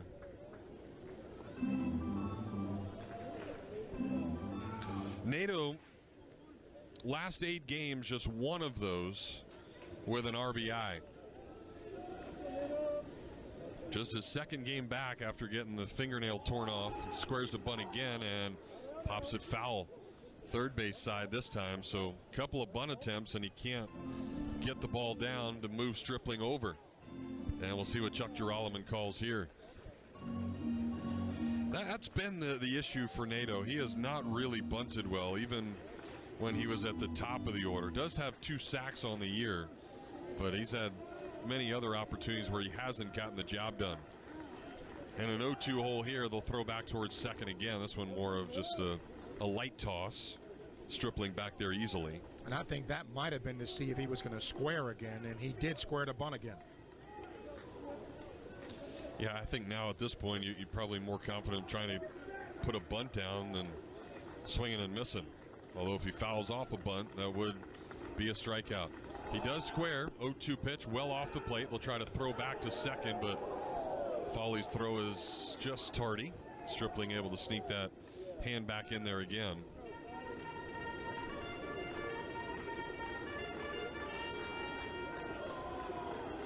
Gators with just 2 hits. Single last inning by Evans and a double this inning by Wilson, who has come around to score. Here's the 1-2 again. He's squaring, pulls it back, and takes breaking ball down in the dirt. It's a good take by Nato. Even up the count at 2-2.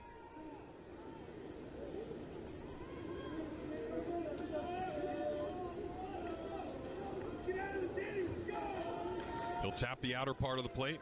Now the inner part. Brings the bat back again. Slightly open stance. Squaring again, and the 2-2 pitch is popped up right to the third baseman. So Nato can't get the job done, and he will head back to the dugout with the first out of the inning. Doesn't get the job done, and the bunt was a pitch that was in his eyes. It wasn't even a strike. Yeah, and that's one of those where you got to get to a certain position. If it's above your hands, you let it go. That's what you're supposed to do. You put it up there, but it's above it. You don't offer at it. Well, not a good pitch at all. Certainly ball 3, and doesn't matter. Well, now you got the top of the order trying to at least get the Gators one more run as they keep trying to pick off Stripling at second base. They'll throw over there again. Third straight time. The percentage of that is very minimal. You're more prone to throw it into the outfield than actually pick the runner off. See if Bozer can come through. He has walked and struck out, but now facing the lefty for the third time. And the first pitch here is nowhere close on a fastball. Bozer trying to extend a 6-game hitting streak. Bobby has hit in 16 of the last 19 for Florida.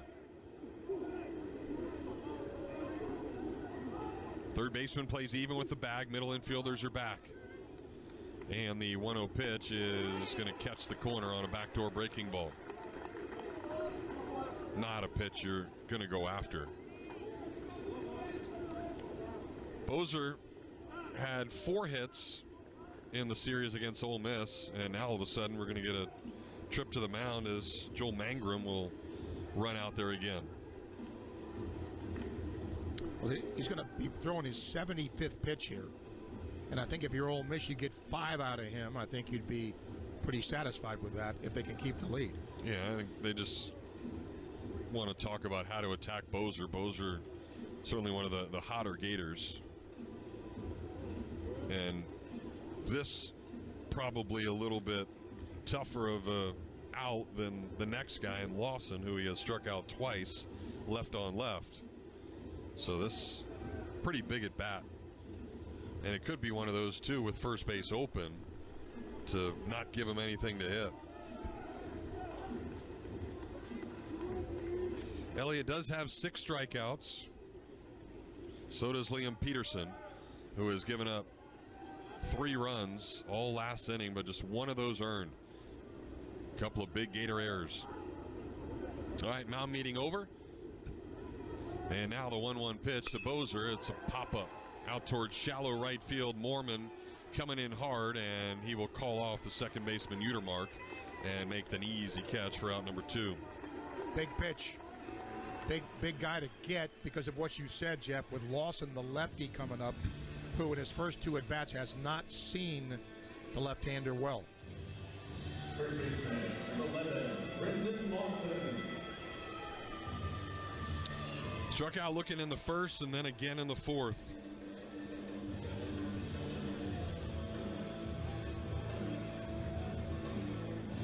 Last couple of weeks for Lawson have not gone too well at driving in runs, but he did have a big bases loaded single yesterday late in the game to drive in a couple of runs. But just 3 ribbies over the last 8 games for Lawson, as Stripling gets his lead from second, and the pitch is going to catch the corner on a breaking ball for strike 1. Gators down 3-1 here in the top of the 5th inning.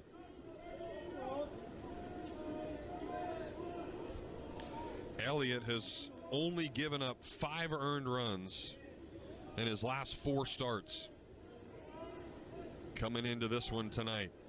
So he has been really good for Ole Miss. 0-1 pitch is fouled off. It's a souvenir down the left field line for strike 2. Well, that might have been the pitch right there. Fastball caught a lot of the plate, but Lawson just a little bit late on it.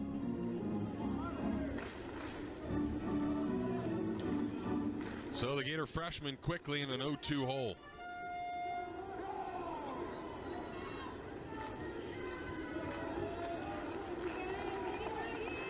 Lawson brings those hands up.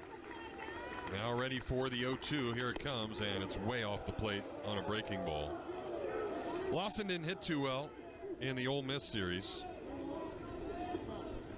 Just 2 hits, but one of those was a big one. If you remember, Gator fans, he hit the grand slam and then got thrown out for taunting the Ole Miss dugout. 1-2 pitch here is a check swing. He fouled it off. Tried to run a fastball up and in, and Lawson able to get a piece of it. So Lawson wasn't able to play in the 3rd game of that series, and I think a lot of guys teased him because the Gators ended up winning that game, and it was their first SEC win. Florida moved to 1-8 after the first 3 weeks of SEC play.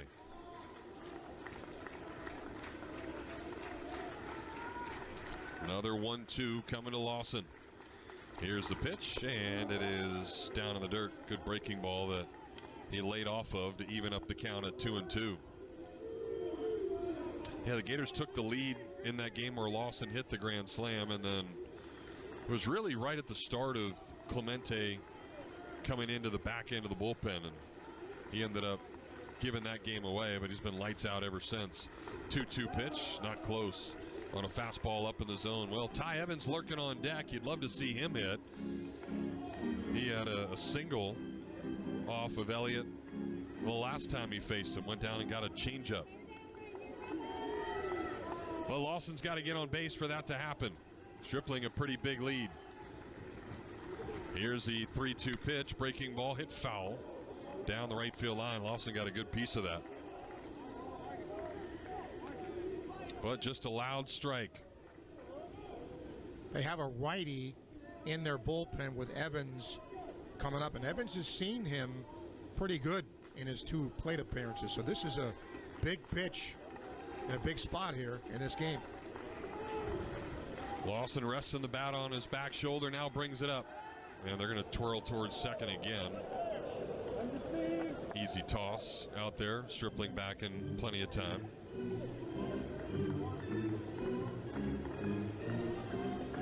Elliott's wearing the long sleeves tonight. As he gets back on the rubber, staring out towards Stripling. And now to the plate. The 3-2 is foul back. We'll do it again. Good at bat by Lawson here. Hanging tough. He's seeing a lot of pitches. That ball just inside enough we couldn't put the barrel on it.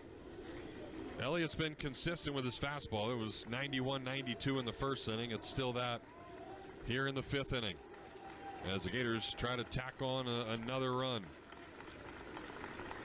Another 3-2 pitch to Lawson, and it's fouled off again. Breaking ball down the left field line. It's going to be another souvenir. There's a lot of kids here this late. It's past my bedtime, so I know it's past their bedtime. Look at the scrum there. We'll see if the guy in the Fernando Tatis jersey. No, it's the guy in the Adidas gear pulls it off. There's even one of those big hats out there. That thing got torn off. 3-2 again to Lawson. Here comes the pitch, and it's a swing and a miss. Chased a fastball up and out of the strike zone, and Elliott's pumped. He's acting like Ole Miss just won the World Series. And he gets out of it with minimal damage as Lawson strikes out for the 3rd time here tonight. So we're halfway through this one. Late night at the Hoover Met as we head to the bottom of the 5th. Gators trailing Ole Miss 3-1. Whether it happens on the pickleball court, the soccer field, or when stretching the limits of your yoga flexibility, injuries aren't convenient, but UF Health OrthoCare is. Now with locations in Gainesville and Ocala, our board-certified specialists provide the expertise you need to get moving again. Don't let a sprain, strain, or minor fracture keep you or your kids sidelined. Turn to UF Health OrthoCare. Visit ufhealth.org/orthocare locations for addresses and hours. Walk-ins welcome. You've been putting back a few, and a few becomes a few too many. For a moment, you think of calling for a ride, but nah, you live nearby. What's the worst that could happen? You get pulled over, your insurance goes up, you lose your license, you total your car, you kill someone. The results of driving drunk are tragic. That's why law enforcement is out there looking for impaired drivers to save lives. So if you think you're okay to drive after a few drinks, think again. Drive sober or get pulled over. Paid for by FDOT.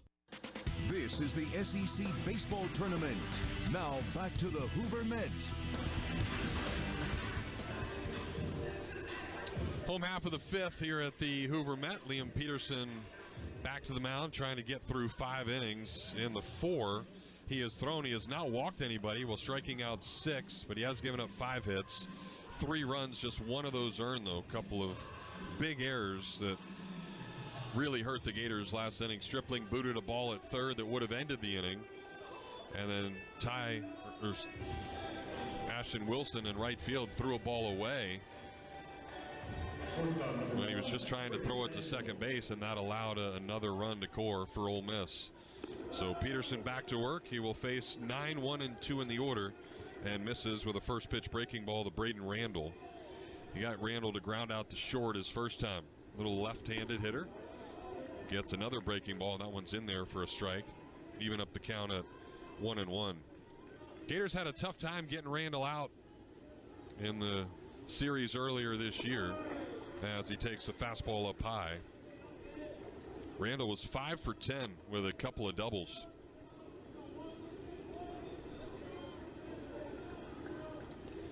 Now the 2-1 pitch, and that's not where close. Fastball up and off the plate. Peterson about to throw his 75th pitch. And you certainly don't want to walk the 9-hole guy. So let's see if he can prevent that here as he's ready. And that one sails high for ball 4. So the first walk is to the 9-hole guy to start off the inning. Yep, not what you want to do, obviously.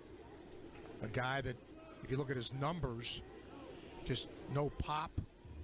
And unfortunate. Well, Ole Miss is second in the SEC in walks drawn this year. And Kevin O'Sullivan now making his way out of the dugout. Luke McNeely has been out there warming up. We'll see if Sully chooses to go with him. Now the third time through, but Peterson has had success against Mitchell Sanford. He has struck him out both times he's faced him.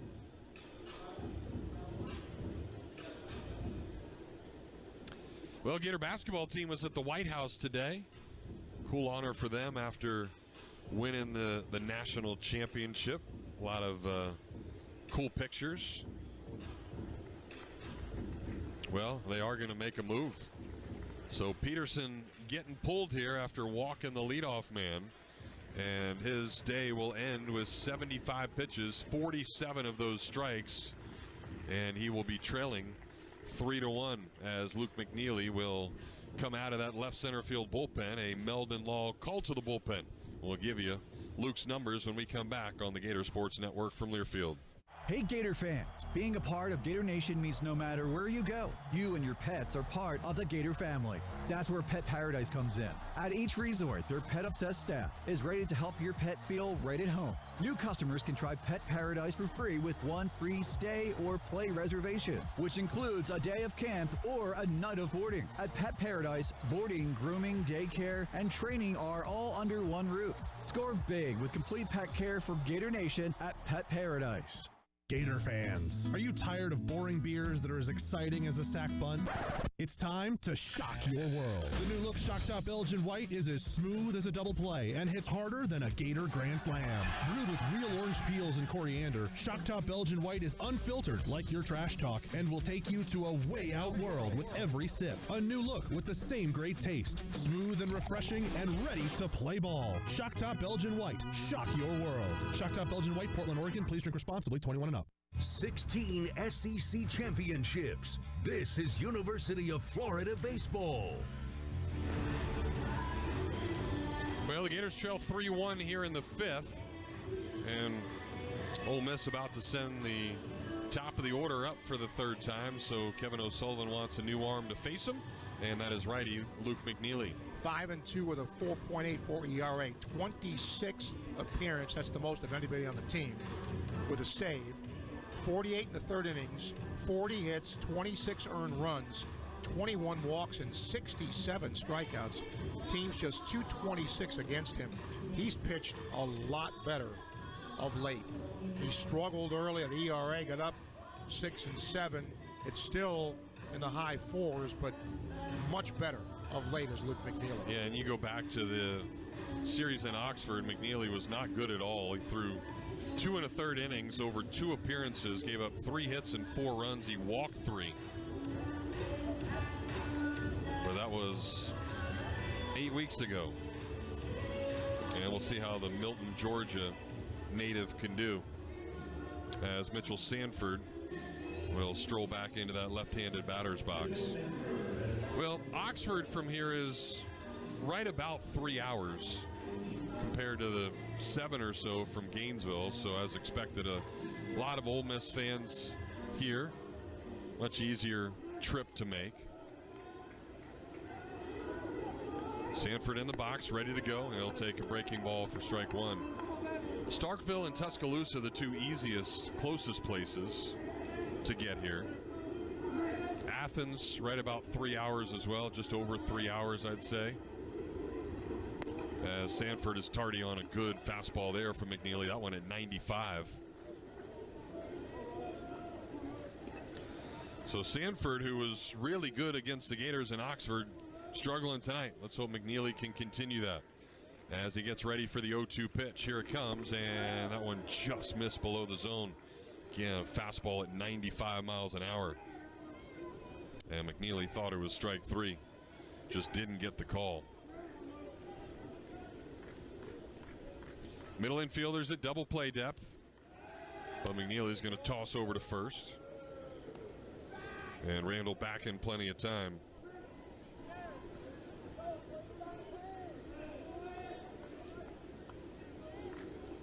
(3-1) Ole Miss here in the 5th. McNeely a long hold.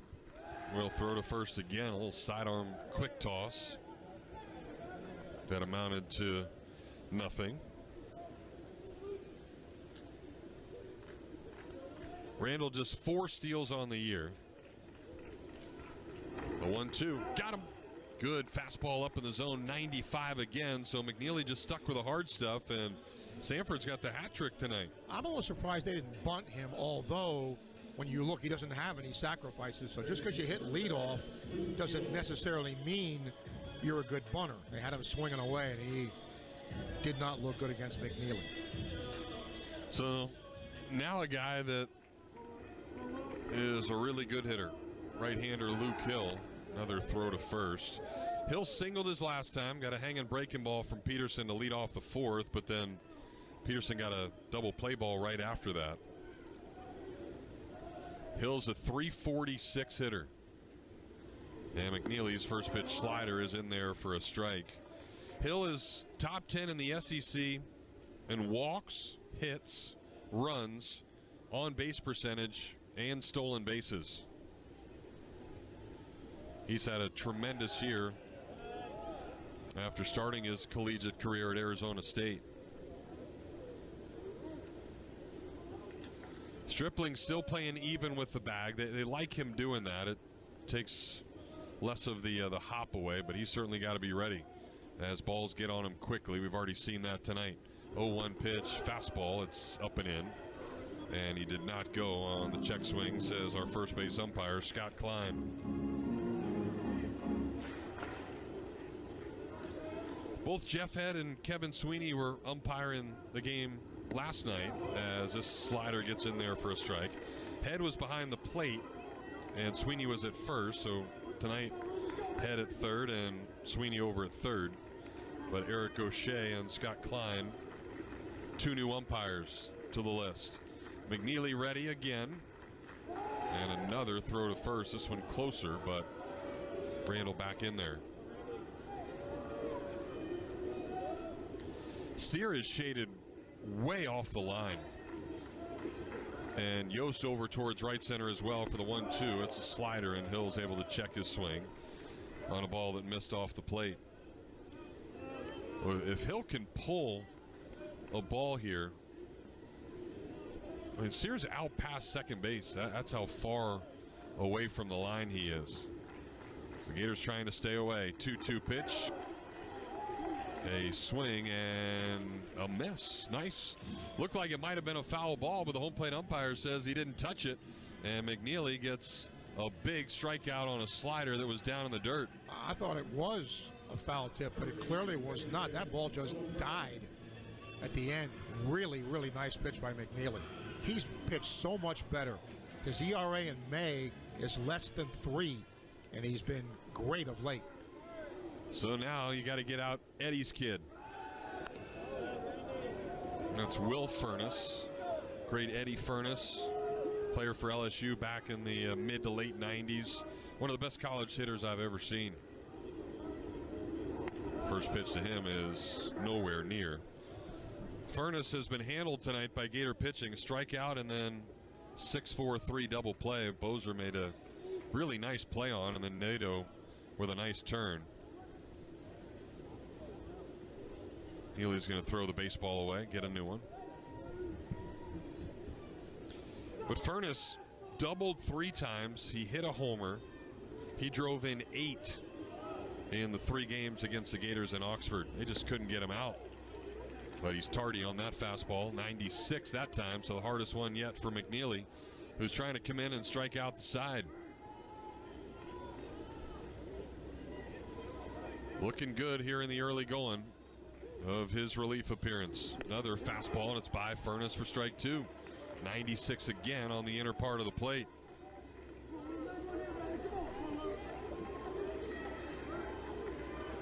So McNeely way ahead. And let's see if he can finish off the big lefty. Here's a 1-2 pitch. Runner goes. Donay's throw is in time. He got him. Bozer tagged him right on the shoulder. It was on the second base side of the bag, and a dart from Donay will retire the side. And Ole Miss doesn't look like it's going to argue the call. So that'll do it. Leadoff walk doesn't matter as Luke McNeely comes in and does a nice job with Donay getting the caught stealing as Ole Miss tried to swipe second base. So we'll head to the 6th. Gators still trailing in this one 3-1. Hi there, I'm Coach Steve Spurrier and a proud Campus USA Credit Union member. This year, Campus USA is celebrating their 90th birthday. That's 90 years of serving the Gator Nation. Campus supports the Gators and our community. All UF students, faculty, staff, and alumni are eligible for Campus USA Credit Union membership. So what are you waiting for? Become a member and join the party. Join today at campuscu.com. Insured by the NCUA. When the unexpected happens, you need a legal team that's ready to fight for you, just like the Florida Gators. At Meldon Law, we're proud to partner with the Florida Gators to deliver winning results for those who have been injured at no fault of their own. With a strong record of success and a team that won't back down, Meldon Law is your trusted partner in tough times. Call Meldon Law at 352-373-8000 or visit us at meldonlaw.com. 14 College World Series appearances. This is University of Florida baseball. Top of the 6th, Gators trailing 3-1. They have only managed 2 hits so far off of Ole Miss lefty Hunter Elliott, who is back out there for some more. Elliott so far has thrown 85 pitches, 55 of them were strikes, so this might be the last inning for him. But before we start the inning, let's pause 10 seconds for station identification on the Gators Sports Network from Learfield. Now batting for Florida, the designated hitter, number 2, Ty Evans. Evans, Donay, and Sear, 3 righties to face the lefty. 3, 4, and 5 in the Gator order tonight, as Tybo is ready to go, and he takes the first pitch fastball up and off the plate for ball 1. Evans got the first hit for the Gators his last time up, 1-out single in the 4th.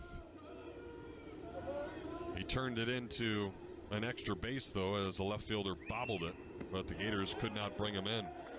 Backdoor breaking ball, and that one just misses off the plate. So 2-0 to Tybo.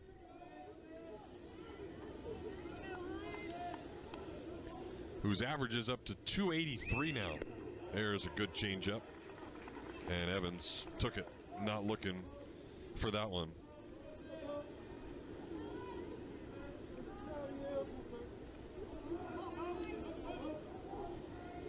Evans back in the box.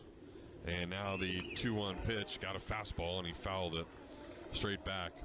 Elliott's a guy that made 12 starts as a freshman. They really loved him. He was great as a freshman. 2.70 earned run average, more than 100 strikeouts. And then he was the opening day starter as a sophomore back in 2023 for Ole Miss.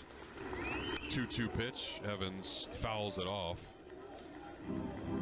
Struck out 9 in his first game. And then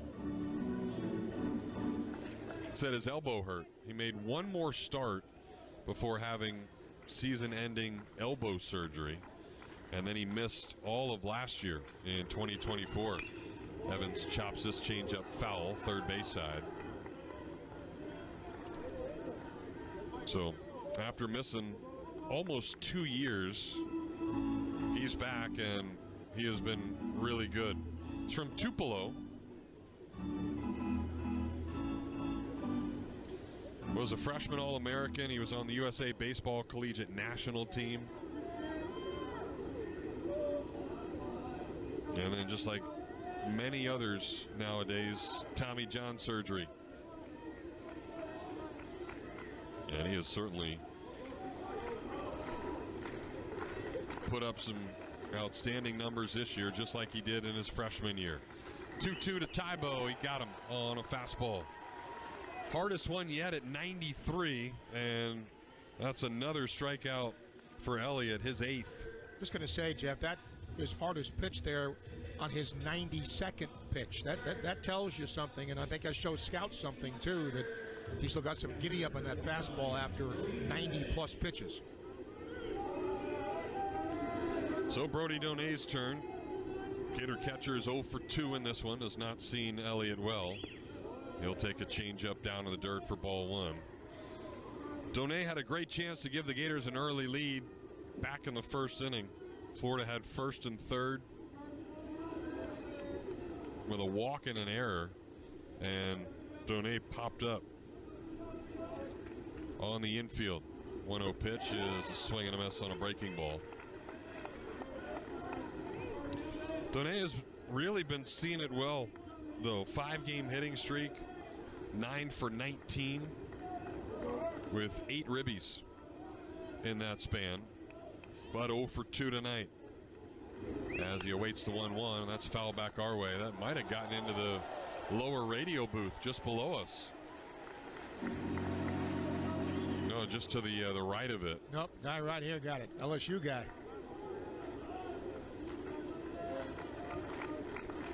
That was the booth that was right next to us last night as we were on the lower level. 1-2 to Donay, almost hit him. Tried to come inside with a fastball, and Donay just stood there. Unfortunately, didn't wear it. Gators trailing 3-1. We're already in the 6th. Here just after midnight now. Back on the East Coast, so happy Thursday to you. This is a breaking ball down in the dirt, not even close.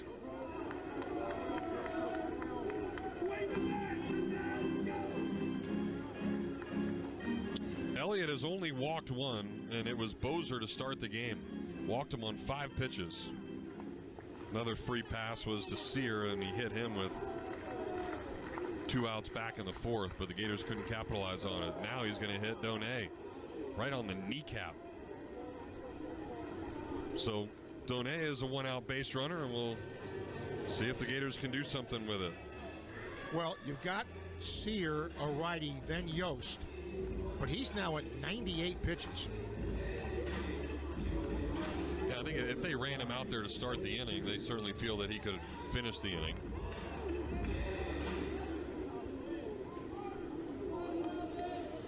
Sear hit a chopper to first, his first time, and then was hit. But here comes Mike Bianco. And Elliott sticking his glove over his face. Sure saying something to Bianco, like, keep me in there. But he's the one that makes the pitching changes, so Elliott's going to get yanked. So the junior from Tupelo will get a nice round of applause after throwing 98 pitches tonight. And stellar back end of the season for him continues, as the run that he gave up tonight was unearned over 5 1/3 innings. So you look at now the last 5 starts that he has made, and Elliott has only given up 5 earned runs and 14 hits in those 5 starts. He'll get a nice round of applause as the move has been made. It's a righty for Ole Miss, and we'll tell you about him when we come back on the Gator Sports Network from Learfield. Play ball! It's college baseball season, and we're here to talk about it. Every week, join Kyle Schasberger and me, David Kahn, as we deliver the best of college baseball. We've got all the diamond talk you can imagine, with interviews from coaches, players, broadcasters, and more. Plus, we'll give you our weekly rankings, hot takes, and a whole lot of fun. Step into the batter's box and let us deliver our best fastball. Wherever you podcast by searching College Sports Now.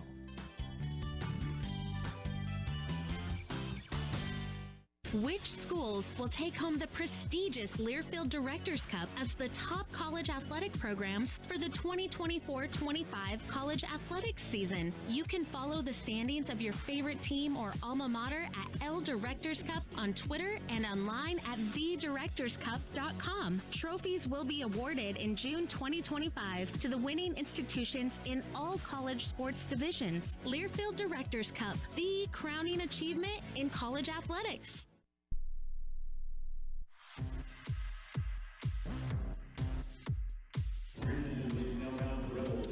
Well, the Gators have finally knocked out Hunter Elliott, 5 1/3 innings, and it'll be a new arm for the Rebels as they will bring in right-hander Mason Morris.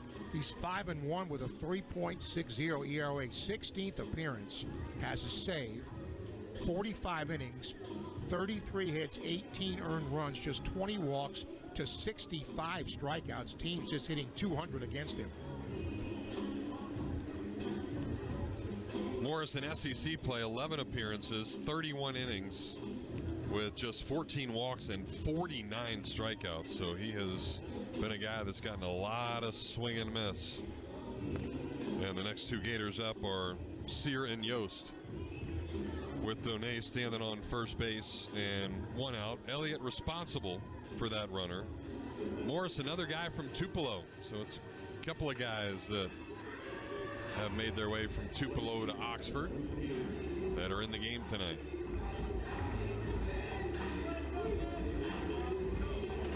Sear just 5 for his last 31 at the plate.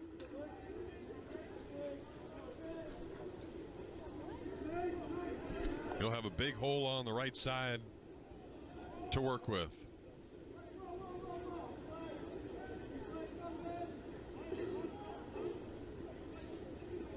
And now the home plate umpire, Kevin Sweeney, wants to talk to Bianco.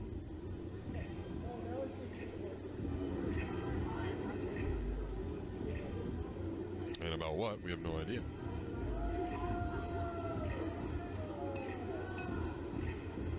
Bianco doesn't look happy, whatever it is. Well, let's see if Sear can keep making him unhappy. First, a throw to first.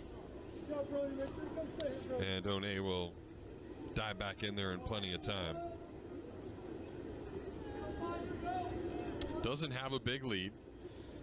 Morris is ready, and Sear swings to the first pitch, hits it right to the shortstop to go to second for one, on to first, and that is a double play. So Morris just has to throw one pitch, and he gets 2 outs, and Mike Bianco made the move at the right time as Sear grounds into the 6-4-3 twin killing. So that does it for the Gators in the 6th, and Florida trails it as we go to the bottom half, 3-1.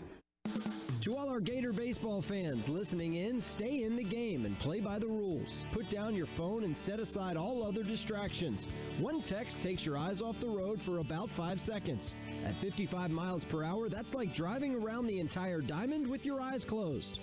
To win while driving, you must focus. Put it down and focus on driving to arrive alive. Brought to you by the Florida Department of Highway Safety and Motor Vehicles. Gators fans, it's not just baseball season, it's backyard season. And just like a strong infield keeps the runs in check, a great fence keeps your home protected and looking sharp. At Father and Son Fence Supply, we proudly serve the North Florida community with the same values found on the diamond: hard work, reliability, and trust. Whether you're building from scratch or upgrading your home turf, call the team that's always on defense at 352-797-2489 or visit us online at fatherandsonfencesupply.com. Father and Son Fence Supply, where family values meet exceptional craftsmanship. This is the SEC Baseball Tournament. Now back to the Hoover Met.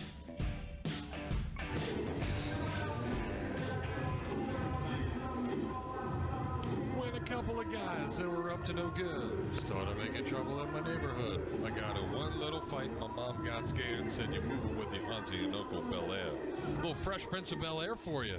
Coming back here at the Hoover Met. It's us making sure we stay awake here late night as it is 11:11. Kiss the clock, folks, and Central Time. Hope the Gators can come back in this one as Florida trails it 3-1. Well, if you don't kiss the clock and you have some bad luck on the pickleball court, the soccer field, and get nailed by a baseball because you're out there in your backyard throwing with your kid and he just smoked it right back into you, you've got UF Health Ortho Care that is there to take in care of you. They've got locations in Gainesville and Ocala. Visit ufhealth.org/orthocare. Find locations for addresses and hours. All right, Will Furness up there swinging to the first pitch, and he'll ground one over to first base. Lawson's got no problem handling it, and Luke McNeely will get one pitch, one out to start here in the 6th inning. Gotta love that. You know, the Gators only have 2 hits, but they're only down 2 runs. So this game is certainly within Florida's reach. Well, they've got it set up where they've got their relievers ready. Gators have it set up where they've got their guys, but obviously trailing, and see if McNeely can throw a couple more scoreless. Then I'm sure you're going to bring in Clemente anyway, because if you lose, then you're done for the week. If you win, you still get tomorrow off. So get Clemente some work. Here's a fastball from McNeely, and that misses inside for ball 2 to Judd Utermark. Cleanup man has singled and doubled today. Both of those off of Peterson, the starter. McNeely's breaking ball fouled off there over towards the Gator dugout. On the third base side here of the Hoover Met.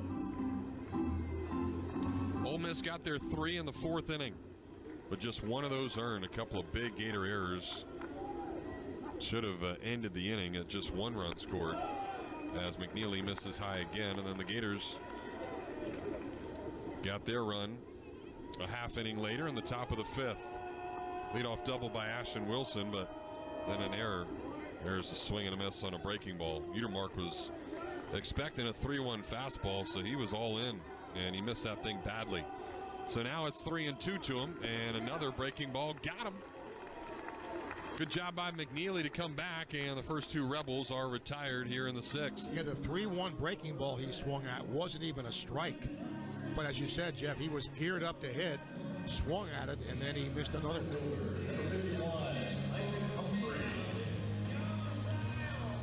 Well, now the guy with the biggest hit of the game for Ole Miss. There were 2 outs in the 4th inning, and Isaac Humphrey took a 2-strike changeup and drilled it out into the right center field gap. It's tardy on a fastball here, though. It brought in the first run, and then the error after that by Stripling, and then a big hit by Campbell Smithwick. Helped the Rebels get the other 2 runs. So Humphrey 1 for 2, 291 batting average. Gets a fastball, and that one misses up high and off the plate at 96 miles an hour. Gators did a good job against Humphrey in Oxford. He had just 2 hits in 10 at-bats. 2-1 breaking ball is in there for strike 2. Good pitch by McNeely to even up the count. And McNeely will try to finish him off right here. The wind, the pitch, see ya. Good fastball on the outer part of the plate. Again at 96 miles an hour, and McNeely has retired all 5 guys he has faced, 4 of them via the strikeout. So he's doing his part. Now let's see if the offense can do theirs. We'll head to the 7th. Ole Miss leads at 3-1. You've been putting back a few, and a few becomes a few too many. For a moment, you think of calling for a ride, but nah, you live nearby. What's the worst that could happen? You get pulled over, your insurance goes up, you lose your license, you total your car, you kill someone. The results of driving drunk are tragic. That's why law enforcement is out there looking for impaired drivers to save lives. So if you think you're okay to drive after a few drinks, think again. Drive sober or get pulled over. Paid for by FDOT. Whether it happens on the pickleball court, the soccer field, or when stretching the limits of your yoga flexibility, injuries aren't convenient, but UF Health Ortho Care is. Now with locations in Gainesville and Ocala, our board-certified specialists provide the expertise you need to get moving again. Don't let a sprain, strain, or minor fracture keep you or your kids sidelined. Turn to UF Health Ortho Care.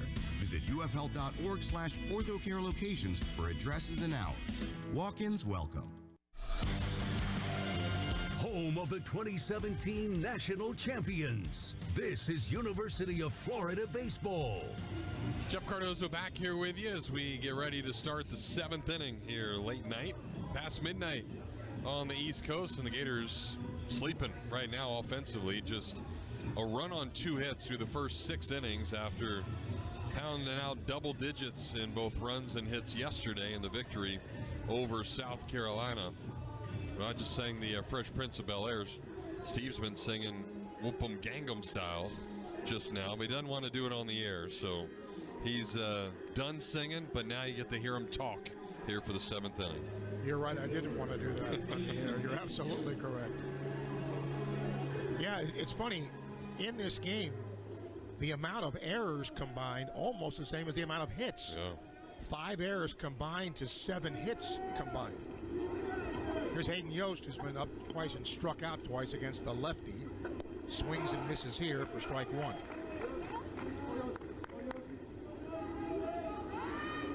First game tomorrow is at noon.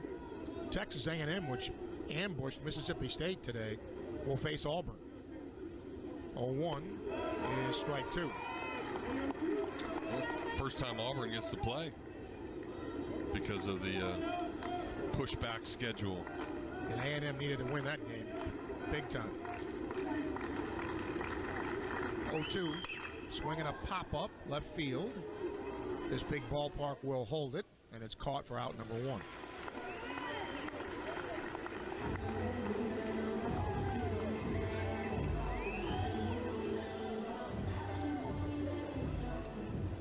So Mason Morris gets his first out. Now Ashton Wilson, who's flied out and doubled. He scored the only Gator run.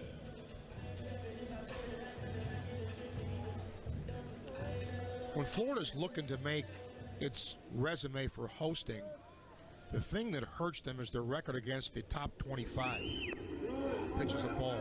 It's 11-16. That's really the only blemish that they have. 1-0 is down low. Yeah, our RPI, when you look at some of the other teams that they're projected to, with, is a little bit better. Georgia Tech, TCU, those schools. Ole Miss is one of those. Alabama, one of those. But Tennessee. 2-0, fastball's a strike. But Georgia Tech won the ACC, so that you would think would be advantageous to them. 2-1 is ball 3. And that's crazy because Florida State is a lock to host, and they didn't win the conference. Georgia Tech did, but not as good of a resume. 3-1 now. It's a swing and a ground ball. Handle at first base. And the first baseman steps on the bag for out number 2. So Wilson got a 3-1 fastball but couldn't do much with it. Landon Stripling now, who's 0 for 2. Grounded out, reached on an error.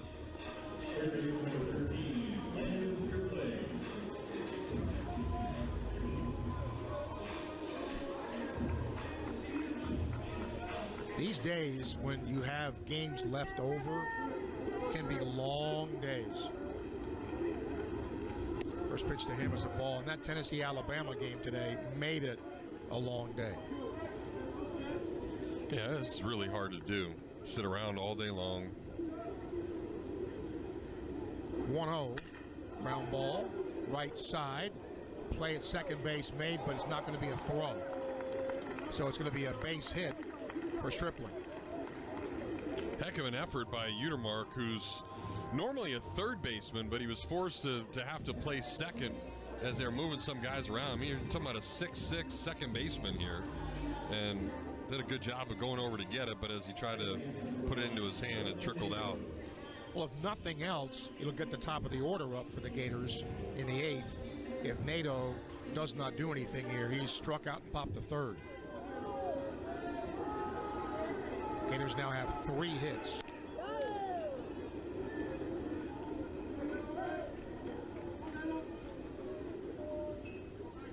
We'll see if they do anything with Stripling at first base to get him in scoring position. Stretch and pitch is a strike.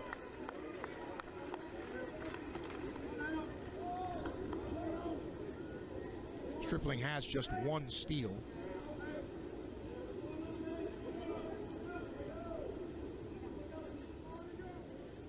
Oh, 1 upstairs on a fastball, 1-1.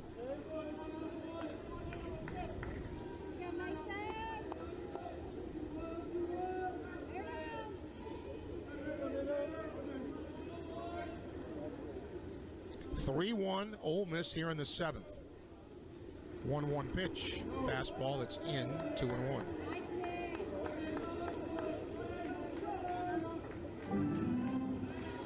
If you're up listening to us now, you're a fan. Or you're a truck driver. Or 2-1 is high, 3-1.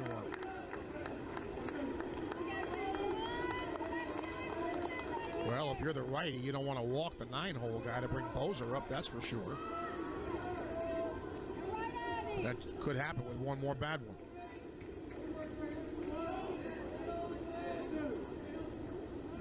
(3-1) is a foul at the plate. Would have been ball 4, and Nato wasn't even going to swing at it, and it just happened to hit the bottom of the bat, and then it got a piece of the umpire.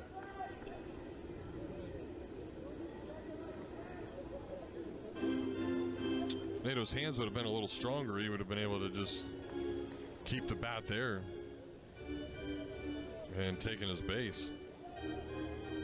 Now they're going to look at the home plate umpire, Kevin Sweeney. Says he's all right. So 3-2, 2 outs. Stripling off with the pitch here.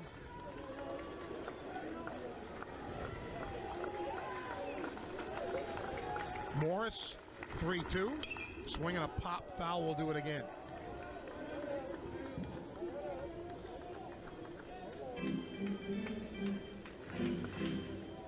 Hard to see the bullpens here. It doesn't look like anybody's throwing in either of them.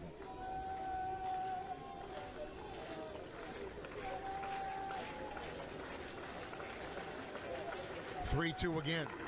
Swing, ground ball to first. Play made at the bag. No runs a hit. Nobody left. Time to stretch at the ballpark through 6.5. Ole Miss 3, Florida 1. Gator fans, are you tired of boring beers that are as exciting as a sack bun?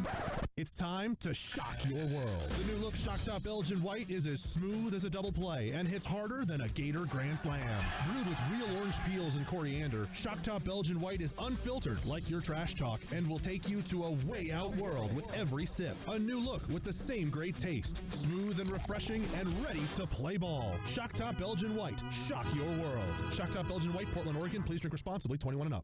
Hey Gator fans, being a part of Gator Nation means no matter where you go, you and your pets are part of the Gator family. That's where Pet Paradise comes in. At each resort, their pet-obsessed staff is ready to help your pet feel right at home. New customers can try Pet Paradise for free with one free stay or play reservation, which includes a day of camp or a night of boarding. At Pet Paradise, boarding, grooming, daycare, and training are all under one roof. Score big with complete pet care for Gator Nation at Pet Paradise. 39 appearances in the NCAA tournament, including 16 in a row. This is University of Florida baseball. The Wells Fargo Gator Week in Review. Well, Gator softball set to host a super regional. They'll start against Georgia on Friday. Gator men's golf at the NCAA championships. That starts Friday.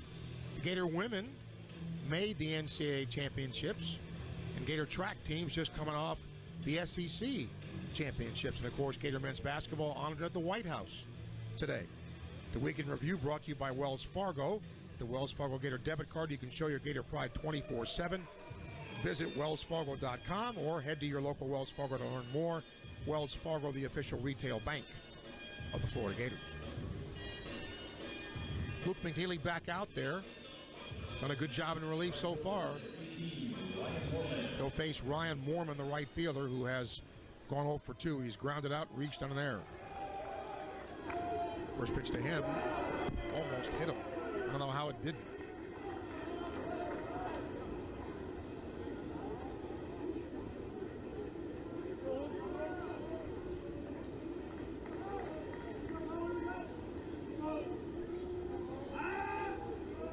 Now the 1-0. Swing and a miss on a good breaking ball.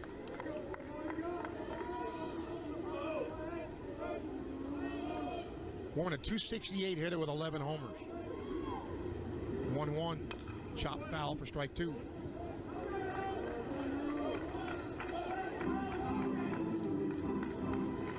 We've only had runs scored in 2 innings.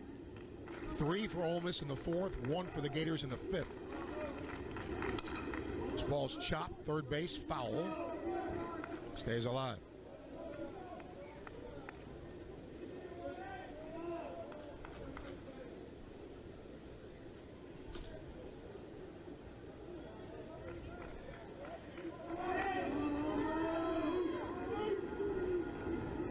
A ball and 2 strikes. McNeely winds his pitch. Down and away, 2-2. They were just showing highlights of the A&M win. That seems like it was about 6 years ago.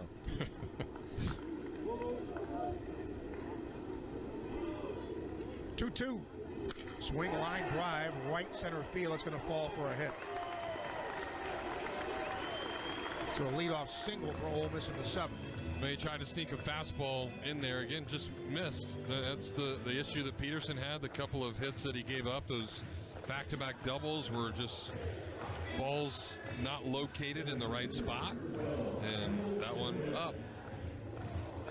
Kevin O'Sullivan's coming to the mound, and we're going to get a new pitcher. So McNeely's night is done, but he did his job, although responsible for the runner at first base. So this Meldon Law call to the bullpen. We'll tell you who's coming in after these messages on the Gator Sports Network from Learfield. College sports fans now have access to hundreds of weekly podcasts that zero in on the college sports world. Now available in the Varsity Podcast Network and part of the new Varsity app. The app is free and available from wherever you get your favorite apps. Download the Varsity app today to have access to hundreds of national podcasts as well as your favorite team-focused podcasts. The Varsity Podcast Network now available for free on the Varsity app. Download from the App Store and listen today. College softball season is in full swing, and we're just the ones to talk about it. Join me, former Florida Gators All-American Amanda Lorenz, and my co-host, Jenna Becerra, every week as we deliver the latest in college softball on the D1 Softball Podcast. We've got all the latest, whether it is in the circle or in the batter's box. We have interviews with coaches, players, and more. We'll go through the week's top 25 poll and give our insights, as well as our plays, wins, and whiffs of the week. Let us get you in the know on all things college softball. Listen on D1Softball.com and the Varsity Network app.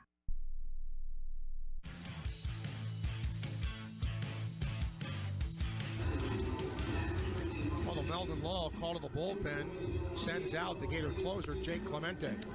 And for Clemente, this will be appearance number 20 on the year, 15 of those out of the bullpen. He's 2-1 with a 3.51 earned run average. The innings at 48, just 25 walks and 73 strikeouts. Opponents hitting just 176 off of him. Comes off a last outing against Bama where he went 2 innings, did not give up a hit. He walked 1 and struck out 2. 5 of his last 6 outings, he has not given up a run. And the last time he gave up multiple runs was at Ole Miss. That was the game. He was really good for a couple of innings, but then ran into trouble and gave away that game late. He threw 3 2/3, gave up 3 hits and 4 runs, but he walked 3 that day, so that was the issue. He ended up throwing 70 pitches to try to finish off that game. He'll face Smithwick, the DH, a strikeout and a single that drove in a run. If you're thinking bunt here, probably shouldn't, because he doesn't have any sacrifices.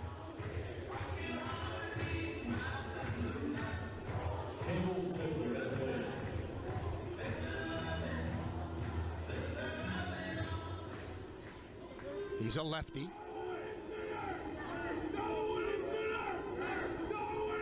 Stretching pitch is ground ball left side. That's going to sneak through for an infield single. At third, Stripling was playing up. he couldn't get to it, and Bozer got to it, but not until it was in the hole. So now runners at first and second. It was a good fastball from Clemente. It was in, and Smithwick just got sawed off, but put it in the perfect spot. Nothing that either guy on the left side of the infield could do. Austin Foley, the catcher, 0 for 2. He also has no sacrifices on the year. Does not square, swings and waves at a fastball for strike one. And you think, well, why isn't he bunting? Well, some guys just aren't good bunters. You're asking them to do something they can't do. Although I don't understand that, but that's a whole other discussion. 0-1 is a fastball for strike two. Yeah, Ole Miss just a mashing team this year. We got the second most homers that they've ever had in school history this year. It's just something that the team is. 0-2, outside, 1-2.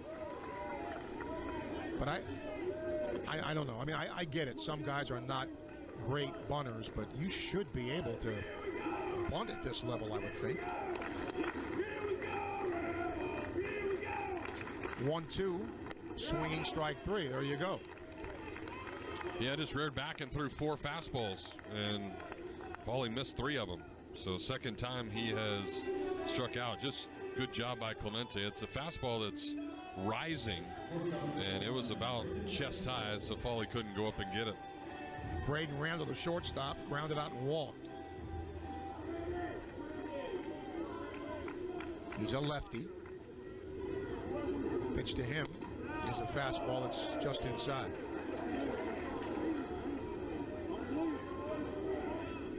(3-1) Ole Miss in the 7th.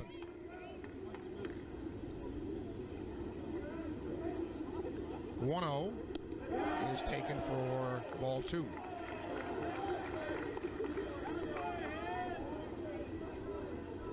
Randall's a .283 hitter with no homers.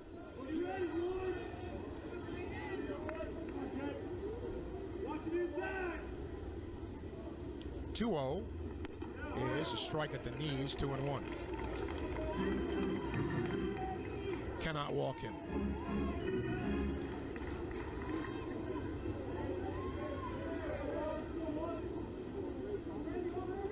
(2-1), swung, fouled off.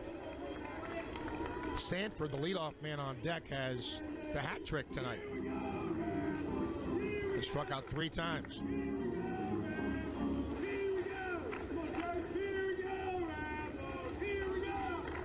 Ole Miss has struck out 11 times tonight, and they still lead. 2-2. Chopper, second. They get 1 to first. Double play. So after back-to-back singles, Ole Miss can't score. No runs, 2 hits, 1 left. We've played 7. Ole Miss 3, Florida 1. Hey fans, don't get sacked by high prices. Join the winning team at Davis Gainesville Chevrolet. This week at Davis, score big savings on our all-star Chevy selection. The most awarded brand for new vehicle quality, like Chevy's MVP, the new Silverado, with low 2.8 financing and no payments for 90 days. Plus, we're tackling high prices on the area's best GM-certified pre-owned inventory. So join the winning team at Davis Gainesville Chevrolet on North Main Street. When the unexpected happens, you need a legal team that's ready to fight for you, just like the Florida Gators. At Meldon Law, we're proud to partner with the Florida Gators to deliver winning results for those who have been injured at no fault of their own. With a strong record of success and a team that won't back down, Meldon Law is your trusted partner in tough times. Call Meldon Law at 352-373-8000 or visit us at meldonlaw.com. This is the SEC Baseball Tournament. Now back to the Hoover Met. We are indeed back at the Hoover Met. 7 inning totals, 3 runs, 7 hits, 3 errors for Ole Miss. A run, 3 hits, 2 errors for the Gators. Top of the order up for Florida here in the 8th. And the top of our order, Jeff Cardozo back for the play-by-play. Steve, thank you. That is the good news, that it's the top of the order, because Florida's running out of time. Bad news, when Florida trails after 7 innings this year, they're 1-17. And when Ole Miss is leading after 7 innings, they're 32-1. But hey, they lost once, so why not a second time? You saying there's a chance? That's right. It worked in Dumb and Dumber, although he still never got the gal.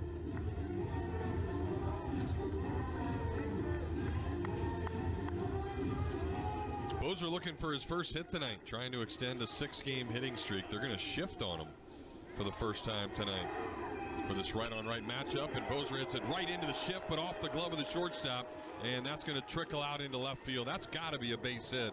That ball was smoked on a 97-mile-an-hour fastball, and good start for the Gators here in the 8th. Hit it right into the shift. It was hit so hard, the shortstop had to go to his right and couldn't get there in time.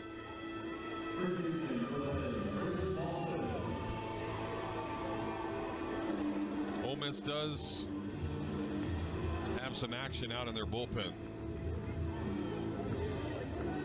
Well, see what Lawson can do. 0 for 3 tonight with 3 strikeouts. He'll take one down and in for ball 1.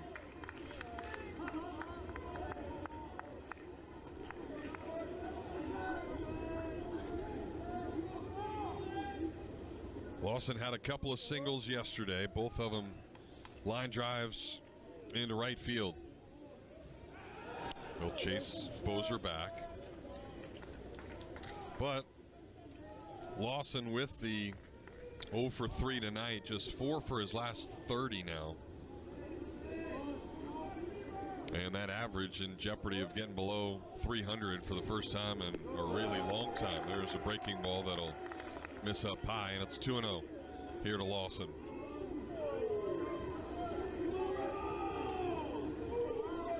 Gators have struck out 8 times tonight.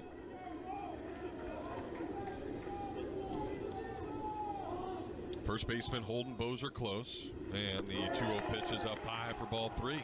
Kevin O'Sullivan getting excited at the top of that third base dugout. He's clapping his hands, and there is no way Lawson is swinging at this pitch. The last time Lawson's average was below 300 this year was back in February. 3-0 is right through there for a strike on the inner part of the plate.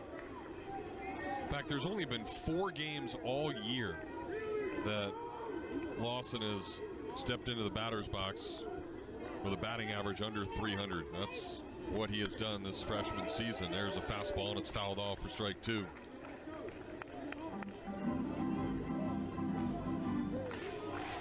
So, a couple of fastballs, and I'm sure he'll get another one here. Let's see if he can do something with it.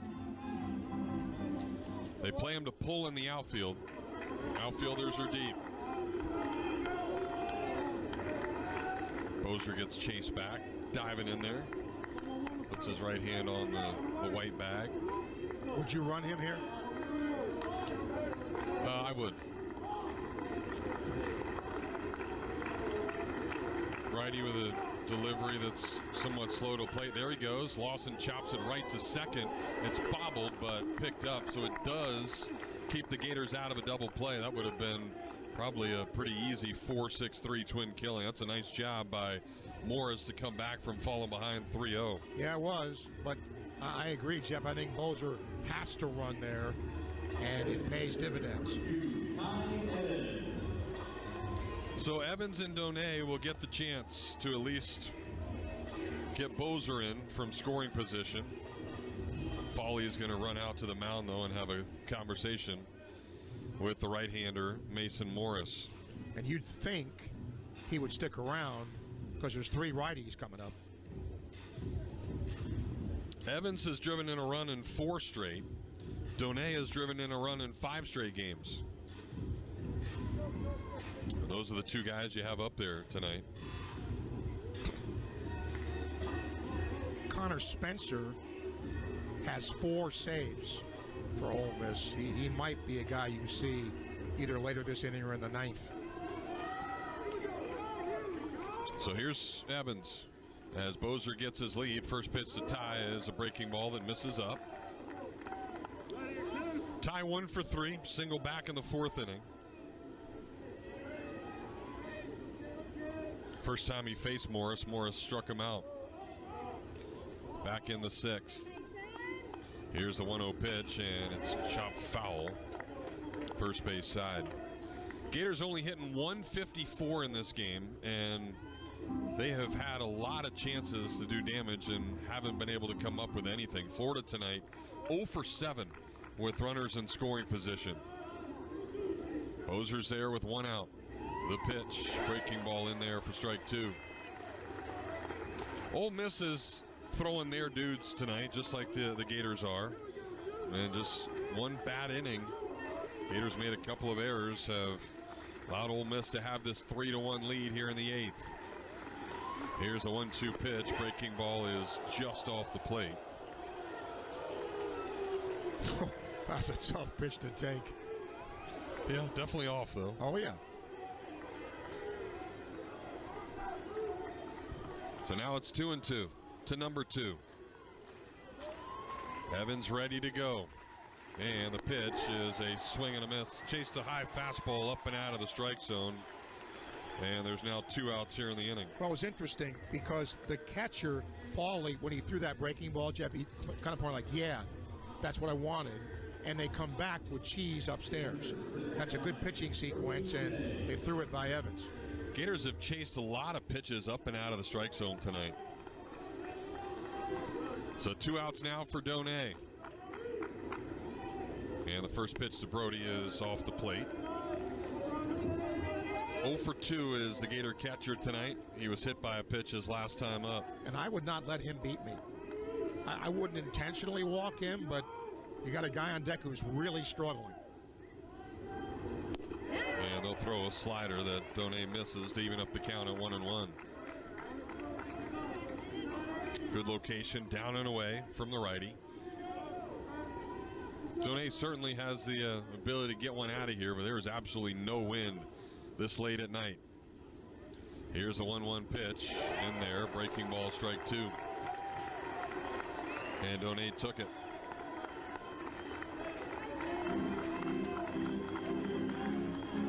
Well, with Evans' strikeout, Gators now 0 for 8 with runners in scoring position. Let's hope Donay doesn't make it 0 for 9.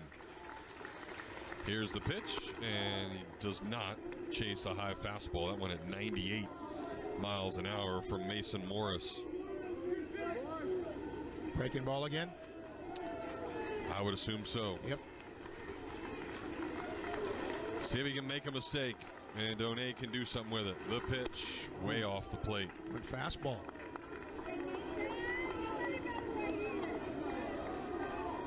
Yeah, he tried to hump up too much. That was 98 again. But Donay saw it all the way. So now the count full as Bozer inches off the bag. 3 balls, 2 strikes. The pitch, swing, and a miss. Threw him another fastball that was off the plate again.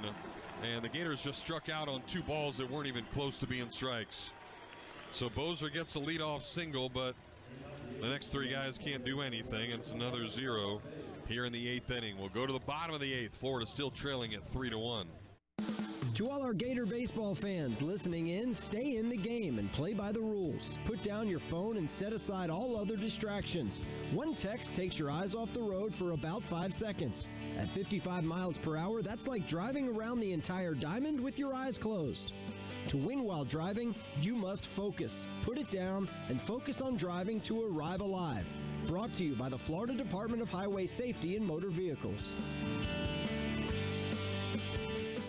Gators fans, it's not just baseball season, it's backyard season. And just like a strong infield keeps the runs in check, a great fence keeps your home protected and looking sharp. At Father & Son Fence Supply, we proudly serve the North Florida community with the same values found on the diamond: hard work, reliability, and trust. Whether you're building from scratch or upgrading your home turf, call the team that's always on defense at 352-797-2489 or visit us online at fatherandsonfencesupply.com. Father & Son Fence Supply, where family values meet exceptional craftsmanship. This is the SEC Baseball Tournament. Now back to the Hoover Met. Home half of the 8th here at the Hoover Met. Jake Clemente back to work. Got a strikeout and a big inning-ending double play after a couple of singles in the 7th inning. So he'll face the top of the Ole Miss order here. Finishes up his warm-up tosses. Brody Donay, who just struck out, just now getting out there. The Gators will have Sirios and Wilson, 5, 6, and 7 due up in the 9th. Ole Miss, you look at their last 4 Friday nights, or first games of weekends with the rotation that they are using tonight. They beat Vandy 8-3. Got shut out by Oklahoma, but we saw how good Oklahoma's guy is today. He'll be a first rounder. They lost that game 2-0, and then Mississippi State won 10-4 and 9-2 over Auburn last week. So when they've had it set up, they've usually won with these guys throwing tonight. Clemente facing Mitchell Sanford. He'll foul off a first pitch fastball. Sanford trying to avoid the sombrero here. He has struck out 3 times. A little blooper out to right. Wilson trying to hurry and get it, and he will. Coming in to make the catch for out number 1. Well, obviously, Clemente's job, a 0. And then hopefully the Gator bats, middle of the order, will be able to do some damage in the 9th. A 1 out now for Luke Hill, who extended his on-base streak now to 40 straight games with a single back in the 4th inning, but he struck out the other 2 at-bats. Gators have handled him well. Swing and a miss on a first pitch breaking ball from Clemente.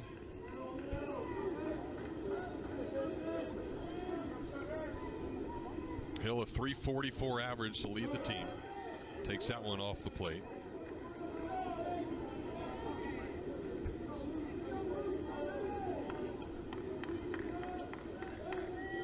Ole Miss comes in ranked 17th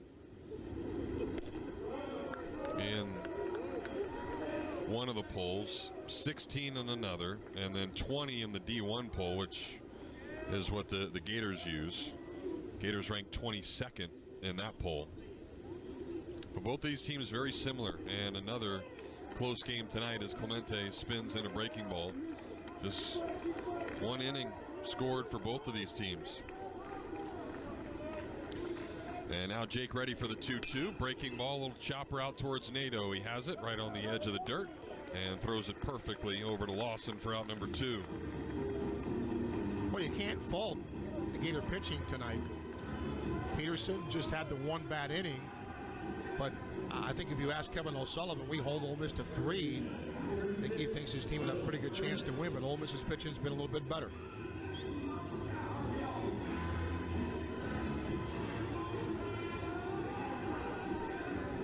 And now the third base coach for Ole Miss calls time. Trying to delay things a little longer, asking Will Furness to come over and have a conversation with him.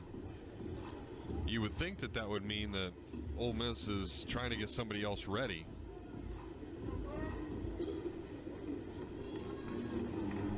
Well, again, Spencer is the guy who has the most saves with 4. All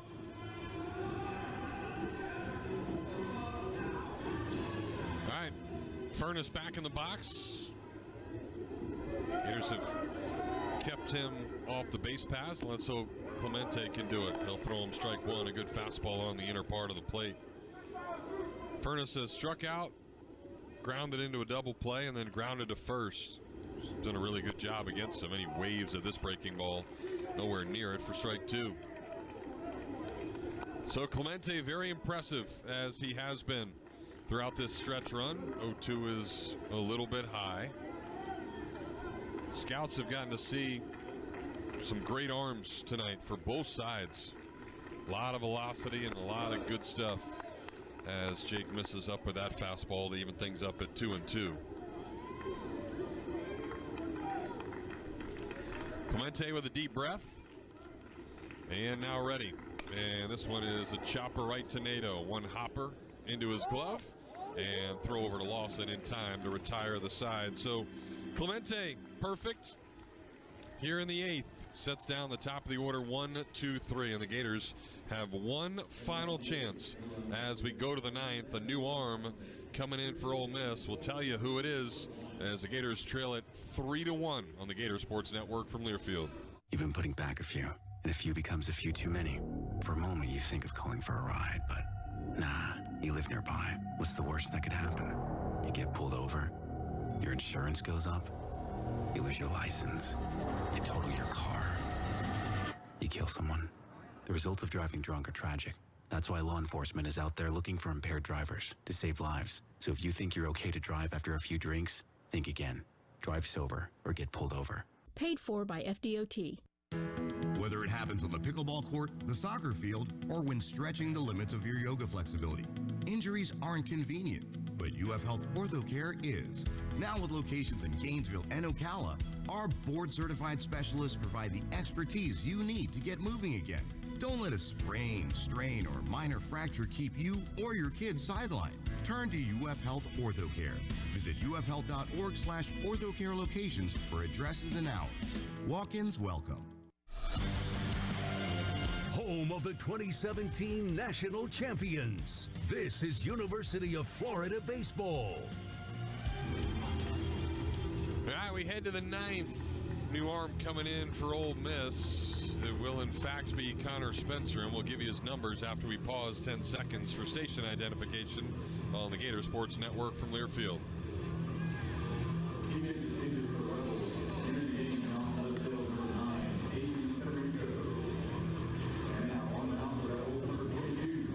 All right, another transfer for the Rebels. This one from southeastern Louisiana. It is senior righty Connor Spencer. He's good. 0-1, but his ERA is 1.86 with 4 saves. His 16th appearance, only 19 in the 3rd innings. 12 hits, 4 earned runs, 8 walks, 22 strikeouts. Teams hitting 171 against the righty. And you know what? Look, Mike Bianco knows his team. But sometimes, Jeff, I believe this. You put a closer in because he's the closer when the guy before him, Mason Morris, was really good. So we'll see if this works out for Ole Miss. But I get why they're doing it. Yeah, he's finished 13 games for them with those 7 saves. Normally just a one-inning guy, but it has certainly worked. Blake Sear will try to do some damage, and the first pitch is a swing and a miss on a 94-mile-an-hour fastball. Sear tonight 0 for 2 and just 5 for his last 32. Spencer pitching from the stretch. Misses up and in.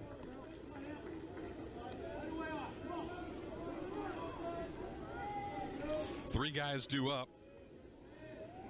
Combined 1 for 8 here tonight for the Gators, who have only managed 4 hits. Sear fouls one back and just below us.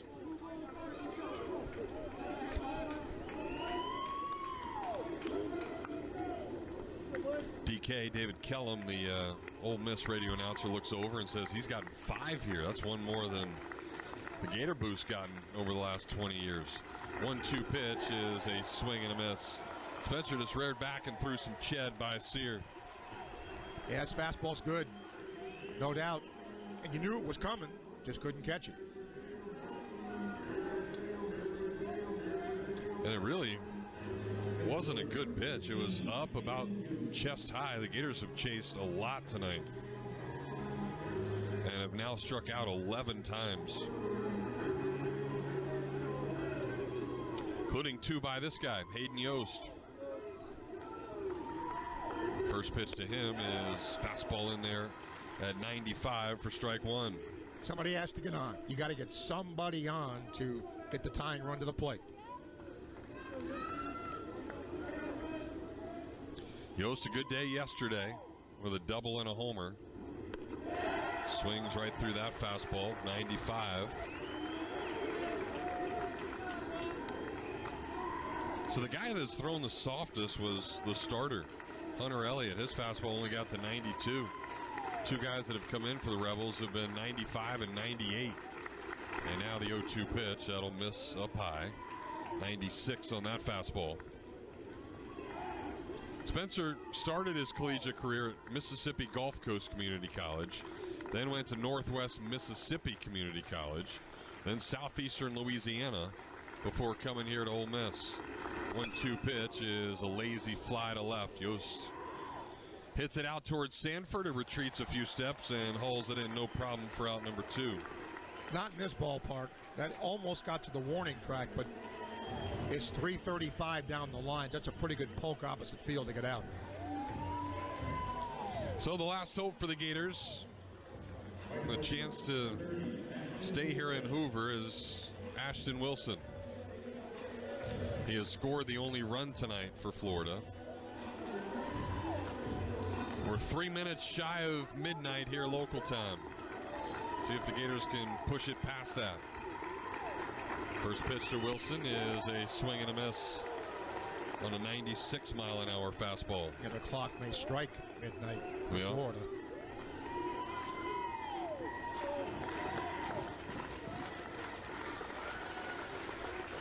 Spencer set. And the 0-1 is a swing and a miss on another fastball, 97 that time.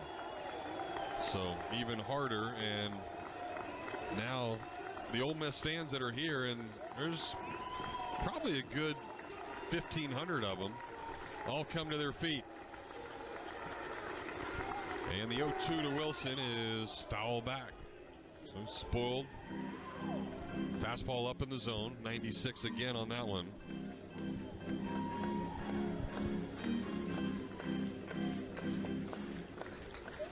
Outfielders not very deep. Guys on the left side of the infield expecting Wilson to pull it if he can make contact. The 0-2 pitch, breaking ball, he did not go around. Able to check his swing on a ball down in the dirt.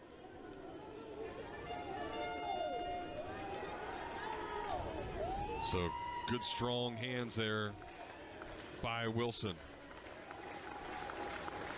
See if he gets another fastball. Been a majority of those from Spencer this inning. The pitch is foul back again.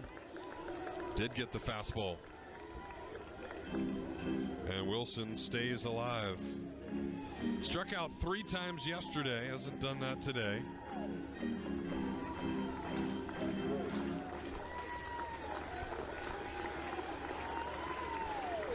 And what will Spencer give him this time? 1 ball and 2 strikes. Here's the pitch. Fastball, and Wilson hits it out towards center. A sinking liner, but it's caught as Humphrey comes in and gets it. And that will do it for the Gators here in the SEC tournament, as 1 inning for Ole Miss results in 3 runs. The Gators only score 1, and we stay 1 minute shy of midnight, but the clock will certainly strike that as the coaching staff shake hands, and the Gators' time here in Hoover is done for 2025. So the higher seeds can continue to win in this tournament. The only time that has not happened is Oklahoma's 3-2 win over Georgia just before us today. So we'll take a break. We'll start our post-game show, and we'll get some comments from down in the dugout when we come back on the Gator Sports Network from Learfield. To all our Gator baseball fans listening in, stay in the game and play by the rules. Put down your phone and set aside all other distractions. One text takes your eyes off the road for about 5 seconds. At 55 miles per hour, that's like driving around the entire diamond with your eyes closed. To win while driving, you must focus. Put it down and focus on driving to arrive alive. Brought to you by the Florida Department of Highway Safety and Motor Vehicles. Whether it happens on the pickleball court, the soccer field, or when stretching the limits of your yoga flexibility, injuries aren't convenient, but UF Health OrthoCare is. Now with locations in Gainesville and Ocala, our board-certified specialists provide the expertise you need to get moving again.